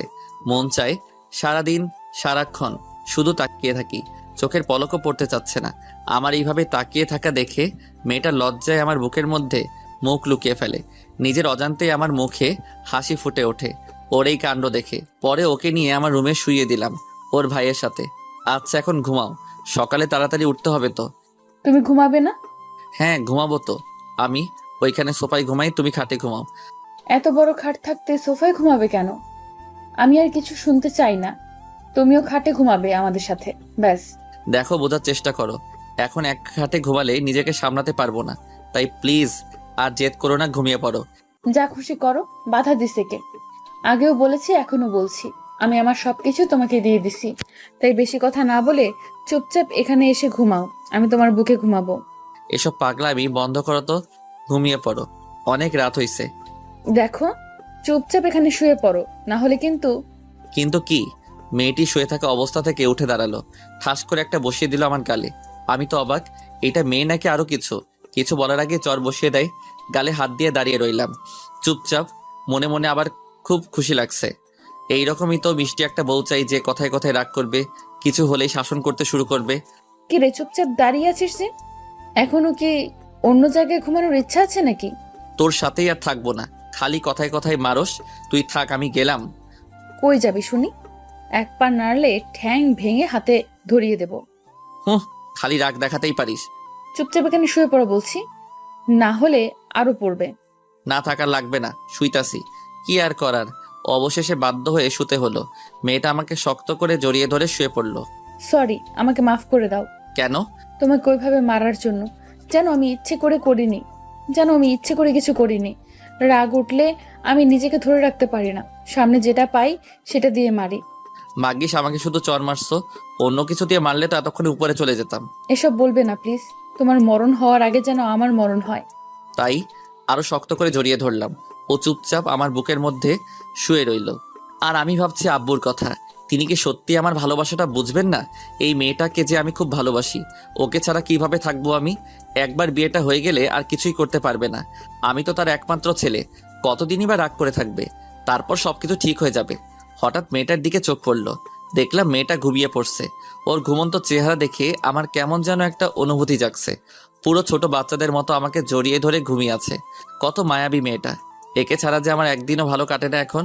আমি মেয়েটার কপালে একটা ছোট করে চুমু এঁকে দিলাম। তারপর আমি হারিয়ে গেলাম ঘুমের দেশে। সকালে খুব ভোরে মেয়েটির ডাকে আমার ঘুম ভেঙে গেল। এই উঠো, আজান দিয়ে দিছে, যাও গিয়ে নামাজ পড়ে এসো। আচ্ছা যাচ্ছি। অতপর তাড়াতাড়ি উঠে ফ্রেশ হয়ে পাঞ্জাবি পরে নামাজ পড়তে চলে গেলাম। নামাজ পড়ে এসে দেখি মেয়েটা কিচেনে রান্না করছে। আমি ধীরে ধীরে কিচেনের সামনে গিয়ে দাঁড়ালাম। মাথায় আবার দুষ্টুমি করার ভূত চাপলো। দেখলাম মেয়েটা চুপচাপ রান্না করছে, তাই আস্তে আস্তে করে তার সামনে গিয়ে পিছন থেকে জড়িয়ে ধরলাম। সাথে সাথে মেয়েটা ভয়ে চিৎকার করে উঠলো। আরে চিৎকার করছো কেন? তুমি কখন আসলে? এই সবে মাত্র এলাম, এসেই তো তোমাকে। চুপ লুচু কোথাকার, এসে দুষ্টুমি শুরু করে দিছো। বারে, তুমি না কালকে রাতে বললে যা খুশি করতে পারি, তুমি কিছুই বলবে না? আচ্ছা হয়েছে, এখন যাও গিয়ে টেবিলে বসো, আমি ব্রেকফাস্ট রেডি করে আনছি। না, আমি এখানেই থাকবো, আর এইভাবে জড়িয়ে ধরে থাকবো। তুমি রান্না করো, আমি দেখছি। উফ, তোমাকে নিয়ে আর পারা যায় না। আচ্ছা থাকো, কিন্তু দুষ্টুমি করবে না। আমি তো দুষ্টুমি করবই, তার জন্যই তো ধরেছি। বলেই আমার হাত ওর কোমর স্পর্শ করলো। সাথে সাথে ও কিছুটা শিউরে উঠে চোখ বন্ধ করে ফেলে। দেখো, খুব খারাপ হয়ে যাচ্ছে কিন্তু। হোক, তাতে কার কি? আমি আমার বউকে ধরেছি, তাতে তোমার কি? মেয়েটার কিছু না বলে এক ঝটকায় নিজেকে ছাড়িয়ে নিল। হয়েছে, এত বউ বউ করতে হবে না, বিয়েটা হোক আগে, তারপর বউ বউ করো। এখন যাও গিয়ে টেবিলে বসো, বসো বলছি। ধুর, তুমি খালি আমাকে বকা দাও। যাও, আমি আর তোমার কাছে আসবো না। বলেই হনহন করে হেঁটে চলে আসলাম। এসেই টেবিলে বসে রইলাম। এর মধ্যে বন্ধুর ফোন। রাকিব কল দিছে। রাকিব আমার বেস্ট ফ্রেন্ড। কলটা রিসিভ করলাম। কিরে, সবকিছু রেডি তো? দোস্ত, সব কিছু রেডি, তুই খালি বল। 10টা বাজে সবাই জায়গা মতো এসে পড়িস, আর বাকিদেরও সাথে করে নিয়ে আসিস, কেমন? আচ্ছা। আর শোন, লামিয়া আর বৃষ্টিকে আমার বাড়িতে পাঠিয়ে দিস, ওকে রেডি করানোর জন্য। লামিয়া আর বৃষ্টি ওরাও আমার বেস্ট ফ্রেন্ড। কিন্তু দোস্ত, ভাবি দেখতে কেমন? গেলেই দেখতে পাবি। এখন রাখ, ঠিক সময় মতো চলে আসিস। আচ্ছা। ফোন কেটে দিলাম। কিছুক্ষণ পর মেয়েটা এলো। আমি ভাবলাম সবকিছু শুনে ফেললো নাকি। না, তা কিভাবে হবে? ও তো কিচেনে ছিল, ও কিভাবে শুনবে? ম্যাডামের ব্রেকফাস্ট এতক্ষণে রেডি হয়েছে তাহলে। নাও, খাওয়া শুরু করো। তনয় কোথাও খাবে না? ও এখনো ঘুমাচ্ছে, তুমি খেয়ে নাও। ও উঠলে আমি ওকে খাইয়ে দিবনি। তুমি খাবে না? আমি পরে খাবো, তুমি আগে খেয়ে নাও। না, তুমি এখন খাবে আর আমাকে নিজের হাতে খাইয়ে দিবে, না হলে আমিও খাবো না। সবসময় এত জেদ করো কেন তুমি? নিজে তুলে খেতে পারো না? না, খেতে পারি না। হইছে, যাও, খাবো না, তুমি একাই খাও বলে উঠে পড়লাম টেবিল থেকে। আরে আরে, কই যাও? বসো বলছি। না। আচ্ছা বসো, খাইয়ে দিচ্ছি, আর ঢং দেখাতে হবে না। খুশি মনে বসে পড়লাম আর ও আমাকে তুলে খাইয়ে দিতে লাগলো। আমিও তাকে নিজের হাতে তুলে খাইয়ে দিলাম। খাওয়া দাওয়া শেষ হতেই তনয়ের গলার আওয়াজ শুনতে পেলাম পাশের রুম থেকে, কারণ আমার রুমটা নিচে। তনয় আপু আপু করে ডাকছে। মেয়েটা টেবিল থেকে উঠে তাড়াতাড়ি দৌড়ে গিয়ে ওর ভাইকে কোলে নিয়ে রুমের বাইরে আনলো। উঠে গেছে শালা বাবু, হা হা হা। এই চুপ, কি বলছো? হ্যাঁ, ও কিন্তু তোমাকে পিটাবে, তাই না তনয়? এখনো ঠিকঠাক ঘুম হয় নাই, কারণ এখনো বারবার হাত চলছে, তাই নাকি? আচ্ছা, আমি ওকে রেডি করিয়ে আনছি। ওকে। তারপর মেয়েটি ওর ভাইকে নিয়ে ওয়াশরুমে চলে গেল ওকে রেডি করানোর জন্য। আমি টেবিলে বসে গেম খেলছিলাম। কিছুক্ষণ পর মেয়েটা ওর ভাইকে রেডি করে আনলো। তারপর টেবিলে বসে তনয়কে নিজের হাতে তুলে খাইয়ে দিল। সবার খাওয়া দাওয়া শেষ, প্রায় 9টা বেজে গেছে আর এখনো মেয়ে দুইটা এলো না। কি করছে কে জানে। হঠাৎ করে কলিং বেল বাজতে শুরু করলো। বুঝতে পারলাম লামিয়া আর বৃষ্টি এসেছে, তাই তাড়াতাড়ি করে দরজার সামনে গেলাম। আর তনয় এবং মেয়েটা বসে বসে গল্প করছে। আমি দরজা খুলে দিলাম। দুজনেই চলে আসছে। এর মধ্যেই লামিয়া বলে, কি রে, তুই দরজা খুললি কেন? ভাবি কোথায়? ভিতরে আছে, আয়। তাহলে তুই সামনে দাঁড়িয়ে আছিস কেন? সর সামনে থেকে। ওকে সরলাম, আয়। আর কিছু বললাম না। দুজনেই ভেতরে ঢুকে পড়লো। তাদের পিছনে পিছনে আমিও ভেতরে গেলাম। মেয়েটা লামিয়া আর বৃষ্টিকে দেখেই সাথে সাথে দাঁড়িয়ে গেল। এরা কারা? এরা হচ্ছে আমার বেস্ট ফ্রেন্ড, ও লামিয়া আরও বৃষ্টি। ও তাই? আর মাঝখান থেকে বৃষ্টি বলে, দোস্ত, ভাবি কিন্তু দেখতে খুব সুন্দর। আর লামিয়াও একই কথা বলল। দেখতে হবে তো চয়েসটা কার। এসব কথা শুনে মেয়েটা মুচকি মুচকি হাসছে। দোস্ত যা, তোরা ওকে রেডি করে নিয়ে আয়। রেডি করবো মানে? কোথায় নিয়ে যাবে আমাকে? গেলেই বুঝতে পারবে, এখন যাও, তৈরি হয়ে নাও। দোস্ত যা, তোরা ওকে রেডি করে আন। অতবার মেয়েটি আর কোনো আপত্তি না করে লামিয়া আর বৃষ্টিকে সাথে করে চলে গেল পাশের রুমে। আমি তনয়কে কোলে করে নিয়ে পায়চারি করছি। আমরা কি আজকেও বাইরে যাব? যাবো তো। তোমার আপু রেডি হয়ে আসুক তারপর। কি মজা, কি মজা, কি মজা! বাইরে যাব, চকলেট খাবো। খাবে তো। আমার মনের মাঝে কেমন একটা ফিলিংস কাজ করছে। একটু ভয় হচ্ছে আব্বুর জন্য, কারণ ওনার বারণ করা সত্ত্বেও আমি এই বিয়েটা করছি। না জানি কি দুর্ঘটনা ঘটে। আব্বু এমনিতেই প্রেশারের রোগী। যদি একটা অঘটন ঘটে তাহলে নিজেকে কোনোদিনও ক্ষমা করতে পারবো না। কিছুক্ষণ পর মেয়েটা আর বন্ধুগুলো বেরিয়ে এলো। মেয়েটাকে দেখে আমার চোখ কপালে উঠে যাওয়ার মতো অবস্থা। আমার কেনা সেই নীল শাড়িটা ওকে পরানো হয়েছে। এত সুন্দর লাগছে যে বলার মতো ভাষা খুঁজে পাচ্ছি না। পুরাই নীল পরীদের মতো দেখতে। আপনারা কেউ আবার নজর দিয়েন না যেন ওইটা বুকিং হয়ে গেছে। কি রে, ওইভাবে হা করে তাকিয়ে কি দেখছিস? বল, কেমন সাজালাম ভাবিকে? বলার মতো ভাষা খুঁজে পাচ্ছি না যে কি বলতাম। থাক, তোর কিছু বলতে হবে না। পরে বউকে পেয়ে আবার আমাদের ভুলে যাস না যেন। থাক, তোর কিছু বলতে হবে না। পরে বউকে পেয়ে আবার আমাদের ভুলে যাস না যেন। কি যে বলিস না তোরা। হইছে, আর ঢং দেখাতে হবে না। যা, তুই রেডি হয়ে আয়। আর তোর কোলে এই বাচ্চাটাকে? ও ওর ভাই। ও আচ্ছা, তাই বল। আমি ভাবলাম অন্য কিছু। কি? কিছু না, যা রেডি হয়ে আয়। তারপর আমি তনয়কে ওর বোনের কোলে দিয়ে চলে গেলাম রেডি হতে। খুব বেশি দেরি না করে তাড়াতাড়ি রেডি হয়ে আসলাম। সেই পাঞ্জাবিটাই পরি যেটা গতকাল শপিং মল থেকে কিনে আনছিলাম। তারপর রেডি হয়ে বেরিয়ে আসলাম। মেয়েটা আমার দিকে তাকিয়ে আছে। দোস্ত, তোকে খুব সুন্দর লাগছে রে। হইছে, আর পাম দিতে হবে না। লামিয়া তো ঠিকই বলছে, তোকে খুবই সুন্দর লাগছে। ওকে, থ্যাংক ইউ। আমি মেয়েটার দিকে একবার তাকাইলাম, দেখলাম মিটি মিটি হাসতেছিল। তাই আর কিছু না বলে বেরিয়ে পড়লাম। গন্তব্য কাজী অফিস, যা শুধু আমি আর আমার বন্ধুরা জানে। মেয়েটা এখনো জানে না। ওকে এখনো বলিনি যে আজকে ওকে বিয়ে করব। সবাই গাড়িতে চলে বসলাম। কিছুক্ষণ পর কাজী অফিসে চলে আসলাম। মেয়েটা গাড়ি থেকে নেমে অবাক হয়ে আমার দিকে তাকিয়ে রইল কিছুক্ষণ। এখানে কেন আনলে? এখানে লোকে কেন আসে? মেয়েটি চুপ হয়ে গেল। বুঝতে পারলাম ওর খুব ভয় হচ্ছে। কেন তা আমি জানি না, কিন্তু ওর চোখ মুখে একটা ভয়ের ছাপ দেখতে পেরেছিলাম। কি হলো, চুপ করে আছো যে? না মানে কি বলবো বুঝতে পারছি না। তুমি আমাকে আগে বলনি কেন? আগে বললে তুমি কোনোদিনও রাজি হতে না, আমি জানি। তাই বন্ধুদের বলে সব ব্যবস্থা করে রাখছি। মেয়েটি আর কোনো কথা বলল না। তারপর চলে গেলাম ভিতরে। সবাই ভিতরে গিয়ে দেখলাম বন্ধুরা সব হাজির। মাঝখান থেকে রাকিব বলে, দোস্ত, ভাবি দেখতে কিন্তু সেই। হারামি, নজর দিবি না, তোর ভাবি লাগে। হুম। তারপর সবাইকে সাক্ষী রেখে কাজী সাহেব আমাদের বিয়ে করিয়ে দিলেন। সবাই অভিনন্দন জানিয়ে বিদায় নিল। পরে আমি আর মেয়েটা গাড়িতে গিয়ে বসলাম। পুচকুটা ওর আপুর কোলে বসে আছে। মেয়েটার মুখের দিকে তাকিয়ে বুঝতে পারলাম ওর মধ্যে এখনো ভয় কাজ করছে। তাই আমি ওর হাতটি ধরে বললাম, ভয় পেও না, আমি আছি তো তোমার পাশে। সব সময়, সব পরিস্থিতিতে তোমার পাশে থাকবো, কথা দিলাম। মেয়েটা আমার কথা শুনে কিছুটা স্বস্তির নিঃশ্বাস ফেলে। তারপর আপন মনে গাড়ি চালাতে লাগলাম। গন্তব্য বাড়িতে যাওয়া, কিন্তু কে জানতো বাড়িতে আমার জন্য আরেকটা সারপ্রাইজ অপেক্ষা করছে। চলুন জানা যাক কি সেটা। আপন মনে গাড়ি চালাচ্ছি, দুজনেই চুপচাপ। আমি এই ভেবে খুশি যে মেয়েটাকে সারা জীবনের জন্য আপন করে পেলাম, কিন্তু মেয়েটাকে তেমন একটা খুশি দেখছি না, কারণ ও এইভাবে আমাকে বিয়ে করতে চায়নি। ও চেয়েছিল আমার আব্বুর অনুমতিতে আমাদের বিয়েটা হোক, কিন্তু মেয়েটা তো জানে না আব্বু এই বিয়েটা মেনে নিবে না, তাই তাড়াহুড়া করে বিয়েটা করতে হলো। মেয়েটার এভাবে চুপচাপ থাকা আমার একটু ভালো লাগছে না। সব সময় দুষ্টমি ও হাসি ঠাট্টা করা মেয়েরা যদি মুখ গোমড়া করে বসে থাকে তাহলে কেমন লাগে আপনারাই বলুন। যাক, সেসব কথা বাদ দেন। আপন মনে গাড়ি চালাতে চালাতে বাড়ির সামনে চলে এসেছি। আরে এ কি, এটা তো আব্বুর গাড়ি। কিন্তু আব্বুর গাড়ি এখানে কেন? আব্বুর তো এখন বিদেশে থাকার কথা, তাহলে গাড়িটা এখানে কি করে এলো? তার মানে কি আব্বু? না, আর কিছুই ভাবতে পারছি না। সব কেমন গুলিয়ে যাচ্ছে। এখন আমারও ভয় হচ্ছে। গেটের সামনে গাড়ি থামালাম। গাড়ির হর্ন শুনে দারোয়ান কাকা গেট খুলে দিল।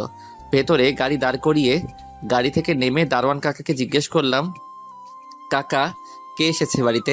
বড় সাহেব এসেছেন। আচ্ছা ঠিক আছে। দারোয়ান কাকা আবার গেটের সামনে চলে গেলেন। আব্বুর কথা শুনে আমার মাথায় আকাশ ভেঙে পড়ল। পায়ের তলা থেকে মাটি সরে গেল মনে হয়। মনের মধ্যে ভয়টা আরো দ্বিগুণ বেড়ে গেল। এখন কি করব, কিভাবে আব্বুকে রাজি করাবো, এসব ভাবতে ভাবতে মেয়েটাকে নিয়ে ভেতরে যাওয়ার জন্য পা বাড়ালাম। প্রতিটা পদক্ষেপে একটা অজানা ভয় কাজ করছে। না জানি কি করেন উনি। মেয়েটার দিকে একবার তাকালাম। আব্বুর কথা শুনে মেয়েটির মুখে কোনো ভয়ের ছাপ দেখতে পেলাম না। এই বিষয়টা আমাকে ভাবাচ্ছে। আর তনয় তখনও ওর আপুর কোলে। তনয়ও আজকে কোনো কথা বলছে না। পুচকুটা আজকে চুপচাপ হয়েছিল। অবশেষে দরজার সামনে এসে দাঁড়ালাম। কলিং বেলটা আর চাপতে হলো না, দরজা আগে থেকেই খোলা ছিল। ভয়ের মাত্রা আরো দ্বিগুণ বেড়ে গেল। আমি আর মেয়েটা ভেতরে গেলাম। গিয়ে দেখি আব্বু সোফায় বসে আছেন। ওনাকে দেখে আমার গলা শুকিয়ে কাঠ হয়ে গেছে। বারবার ঢোক গিলছিলাম। হঠাৎ তনয় ওর আপুর কোলে থেকে নেমে আঙ্কেল আঙ্কেল বলে দৌড়ে গিয়ে আব্বুর কোলে উঠে পড়ল। আব্বু তনয়কে হাসি মুখে কোলে তুলে নিল। কি হলো কিছুই বুঝতে পারলাম না। আমি মেয়েটির দিকে তাকিয়ে দেখে মুচকি মুচকি হাসি দিচ্ছে, কিন্তু পুচকুটা আমার আব্বুকে কিভাবে চিনে? আর মেয়েটাই বা হাসছে কেন? কিছু তো একটা রহস্য আছে, কিন্তু কি সেটা জানতে হবে। ভাবনায় পড়ে গেলাম। তনয়ের গলার আওয়াজ শুনে ভাবনার জগৎ থেকে ফিরে এলাম। আঙ্কেল আঙ্কেল, আপনি এতদিন কোথায় ছিলেন? তোমার জন্য চকলেট আনতে গিয়েছিলাম, এই নাও তোমার চকলেট। আব্বু পুচকুটার হাতে চকলেট ধরিয়ে দিল। আর পুচকুটা তো মহা আনন্দে চকলেট খেতে শুরু করলো। আব্বু তাকে সোফায় বসিয়ে দিল। তারপর আব্বু আমার সামনে আসলেন। রাগী লুক নিয়ে তাকিয়ে আছেন আমার দিকে। আমি ভয়ে মাথা নিচু করে ফেললাম, কিন্তু আব্বু তনয়কে কিভাবে চিনে তা এখনো আমার অজানা রয়ে গেল। কিরে হতচ্ছাড়া, ভয় পাইছিস? না মানে আব্বু সরি, আমাকে মাফ করে দাও। আমি তোমার অনুমতি ছাড়া বিয়েটা করতে চাইনি, কিন্তু আমি এই মেয়েটাকে ভালোবাসি, তাই তোমার পছন্দ করা মেয়েকে মেনে নিতে পারিনি। আরে হতচ্ছাড়া, ওইটা তো এমনি বলেছিলাম। আর এই বিয়েটা তোর না, আমার ইচ্ছাতেই হয়েছে। আব্বুর কথা শুনে আমার মনের মধ্যে থাকা প্রশ্নের পাহাড়টা আরো বেড়ে গেল। আমি আব্বুর দিকে অবাক দৃষ্টিতে তাকিয়ে বললাম, মানে কি বলছো তুমি? তোমার ইচ্ছাতে হয়েছে মানে? মানে হচ্ছে এই সেই মেয়ে যাকে আমি তোর জন্য পছন্দ করেছিলাম, আর ওকে বলেছিলাম তোকে ওর ভালোবাসার ফাঁদে ফেলতে, তারপর বিয়ে করতে। আমি বললে তো আর বিয়ে করতি না, তাই প্ল্যান করে তোদের দুজনেরকে বিয়ে দিয়ে দিলাম। আব্বুর কথাটা শুনে আমার কি রকম রিয়াক্ট করা উচিত তা আমার জানা নেই। আমি মেয়েটির দিকে একবার তাকিয়ে দেখি ও মিটিমিটি হাসছে। আব্বু কি বলছো? কিছুই বুঝতে পারছি না, একটু বুঝিয়ে বলবে? এরপর আব্বু যা বলল তা শুনে আমার পুরো পৃথিবীটা ওলট পালট হয়ে গেল। তোর মনে আছে আজ থেকে 6 মাস আগে আমি ব্যবসার কাজে কুমিল্লা গিয়েছিলাম। সেদিন আমার জীবনের সবথেকে খারাপ দিন ছিল। সেদিন প্রায় দুপুর 2টা বাজে গাড়ি চালাচ্ছিলাম। হঠাৎ আমার মাথাটা কেমন ঘুরতে শুরু করলো। আর তুই তো জানিস আমার এমনিতেই প্রেশারের প্রবলেম আছে। তো সেদিন যখন মাথাটা ঘোরাচ্ছিল তখনই আমি গাড়ির উপর থেকে নিয়ন্ত্রণ হারিয়ে ফেলি। তো গাড়িটা মেইন রোড থেকে ঘুরে সোজা ফুটপাতে উঠে পড়ে। সেখানে একজন ভদ্রমহিলা আর একজন ভদ্রলোক হাঁটছিল। নিজের অজান্তেই গাড়িটা ওনাদের উপর দিয়ে চলে যায়। আমি ব্রেক মারলাম। ততক্ষণে ওনারা দুজনেই মৃত্যুবরণ করেছেন। খোঁজ খবর নিয়ে ওনাদের বাড়িতে গেলাম। লাশ দুইটার পাশে দেখি তোর পাশে দাঁড়িয়ে থাকা মেয়েটা কান্নায় ভেঙে পড়ে। সেদিন নিজেকে খুব বড় অপরাধী মনে হয়েছিল রে। আমার জন্য 2টা বাচ্চা ছেলে মেয়ে এতিম হয়ে গেল। এজন্য আমি নিজেকে আজও ক্ষমা করতে পারিনি, আর হয়তো কোনোদিনই পারবো না। আমি মেয়েটার আত্মীয় স্বজনদের সব কিছু খুলে বলি আর বলেছিলাম চাইলে ওনারা এখন আমাকে পুলিশে দিতে পারেন, কিন্তু ওনারা খুবই লোভী প্রকৃতির লোক ছিলেন। ওনারা আমার কাছ থেকে টাকা নিয়ে আমাকে চলে যেতে বললেন। তখন আমার কোনো উপায় ছিল না ওনাদের কথা শোনা ছাড়া। তাই বাধ্য হয়ে ওনারা যা চেয়েছেন তাই করেছি। যাওয়ার আগে ওনাদের একবার বলেছিলাম ছেলে মেয়েদের আমি আমার সাথে করে নিয়ে যাই, ওদের সব ভরণ পোষণের দায়িত্ব আমি নেব। কিন্তু ওনারা সাপ মানা করে দিয়েছেন। তাই আর কিছু না বলে সেখান থেকে চলে গেলাম অফিসে। ঠিক তার কিছুদিন পর আমি কুমিল্লার একটা বাজারে গিয়েছিলাম একটু বাজার করতে। গিয়ে আমার সাথে দেখা হয় মেয়েটার। আমি তার কাছে সেদিন জিজ্ঞেস করেছিলাম সে কেমন আছে, কিভাবে আছে, তার আত্মীয় স্বজনরা তাদের ঠিকমতো খেয়াল রাখে তো। পরে মেয়েটা আমাকে সব খুলে বলে। তার কথা শুনে আমার চোখে পানি ধরে রাখতে পারিনি। নিজেকে নিজের কাছে ছোট মনে হয়েছিল। আজ আমার জন্য 2টা বাচ্চা ছেলে মেয়ের জীবন এইভাবে ধ্বংস হয়ে যাবে তা আমি কোনোদিনই মেনে নিতে পারবো না। তাই আমি তোকে বলেছিলাম আমার সাথে আসতে, কিন্তু সে তার আত্মীয় স্বজনদের ভয়ে কিছু করতে রাজি হচ্ছিল না।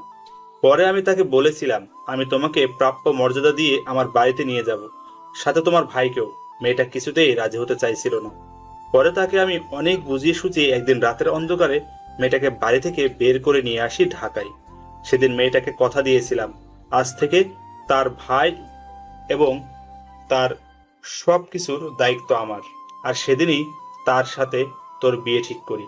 কিন্তু তুই যে বকাটে ছিলি, আমি বললে তুই কিছুতেই বিয়ে করতে রাজি হতিস না। তাই আমি মেয়েটাকে বলি তোকে তার প্রেমের ফাঁদে ফেলতে। আর মেয়েটাও তোকে প্রথম দেখাতেই লাইক করেছিল। তাই সেদিন রাতে ওকে তোর কাছে আমি পাঠিয়েছিলাম, কারণ আমি জানি তুই সেদিন রাতে গাড়ি নিয়ে যেতে ভুলে গেছিলি। আর তুই কোন রাস্তা দিয়ে আসিস তা আমার ভালো করেই জানা আছে। এরপর থেকে কি হয়েছিল তা তো সবই জানিস।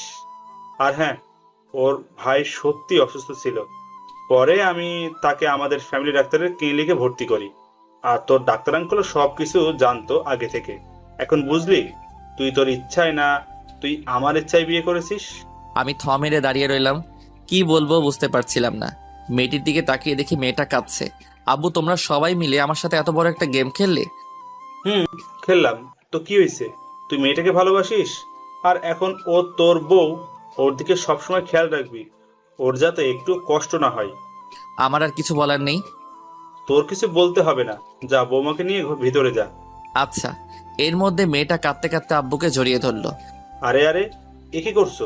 কাঁদছো কেন? কান্না থামাও। নতুন বউর চোখে জল একদম মানায় না। মেয়েটি আরো জোরে কান্না করতে লাগলো। আব্বু তার চোখের পানি মুছে দিলেন আর বললেন, আর কোনোদিনও তোমাকে কাঁদতে হবে না। আমার জন্য তোমার জীবন থেকে অনেক কিছু হারিয়ে গেছে। পারলে আমাকে ক্ষমা করে দিও মা। এ কি করছেন আপনি? আমি তো আপনার কাছে আজীবন ঋণী হয়ে থাকবো, কারণ আমার মা বাবা বেঁচে থাকলেও হয়তো এতটা করতে পারতো না যতটা আপনি আমাদের 2 ভাই বোনের জন্য করেছেন। আজ হয়তো আমার মা বাবা আমাদের 2 ভাই বোনকে দেখে খুব খুশি যে আমরা একটা নতুন বাবা পেয়েছি, যিনি খুবই ভালো মানুষ আর মহান একজন ব্যক্তি। হয়েছে মা, থাক, আর বলতে হবে না। এখন বলো তো, এই পাজিটা কি তোমাকে কষ্ট দিছে? আমার দিকে ইশারা দিয়ে বললেন, আমিও আজকে খুব খুশি।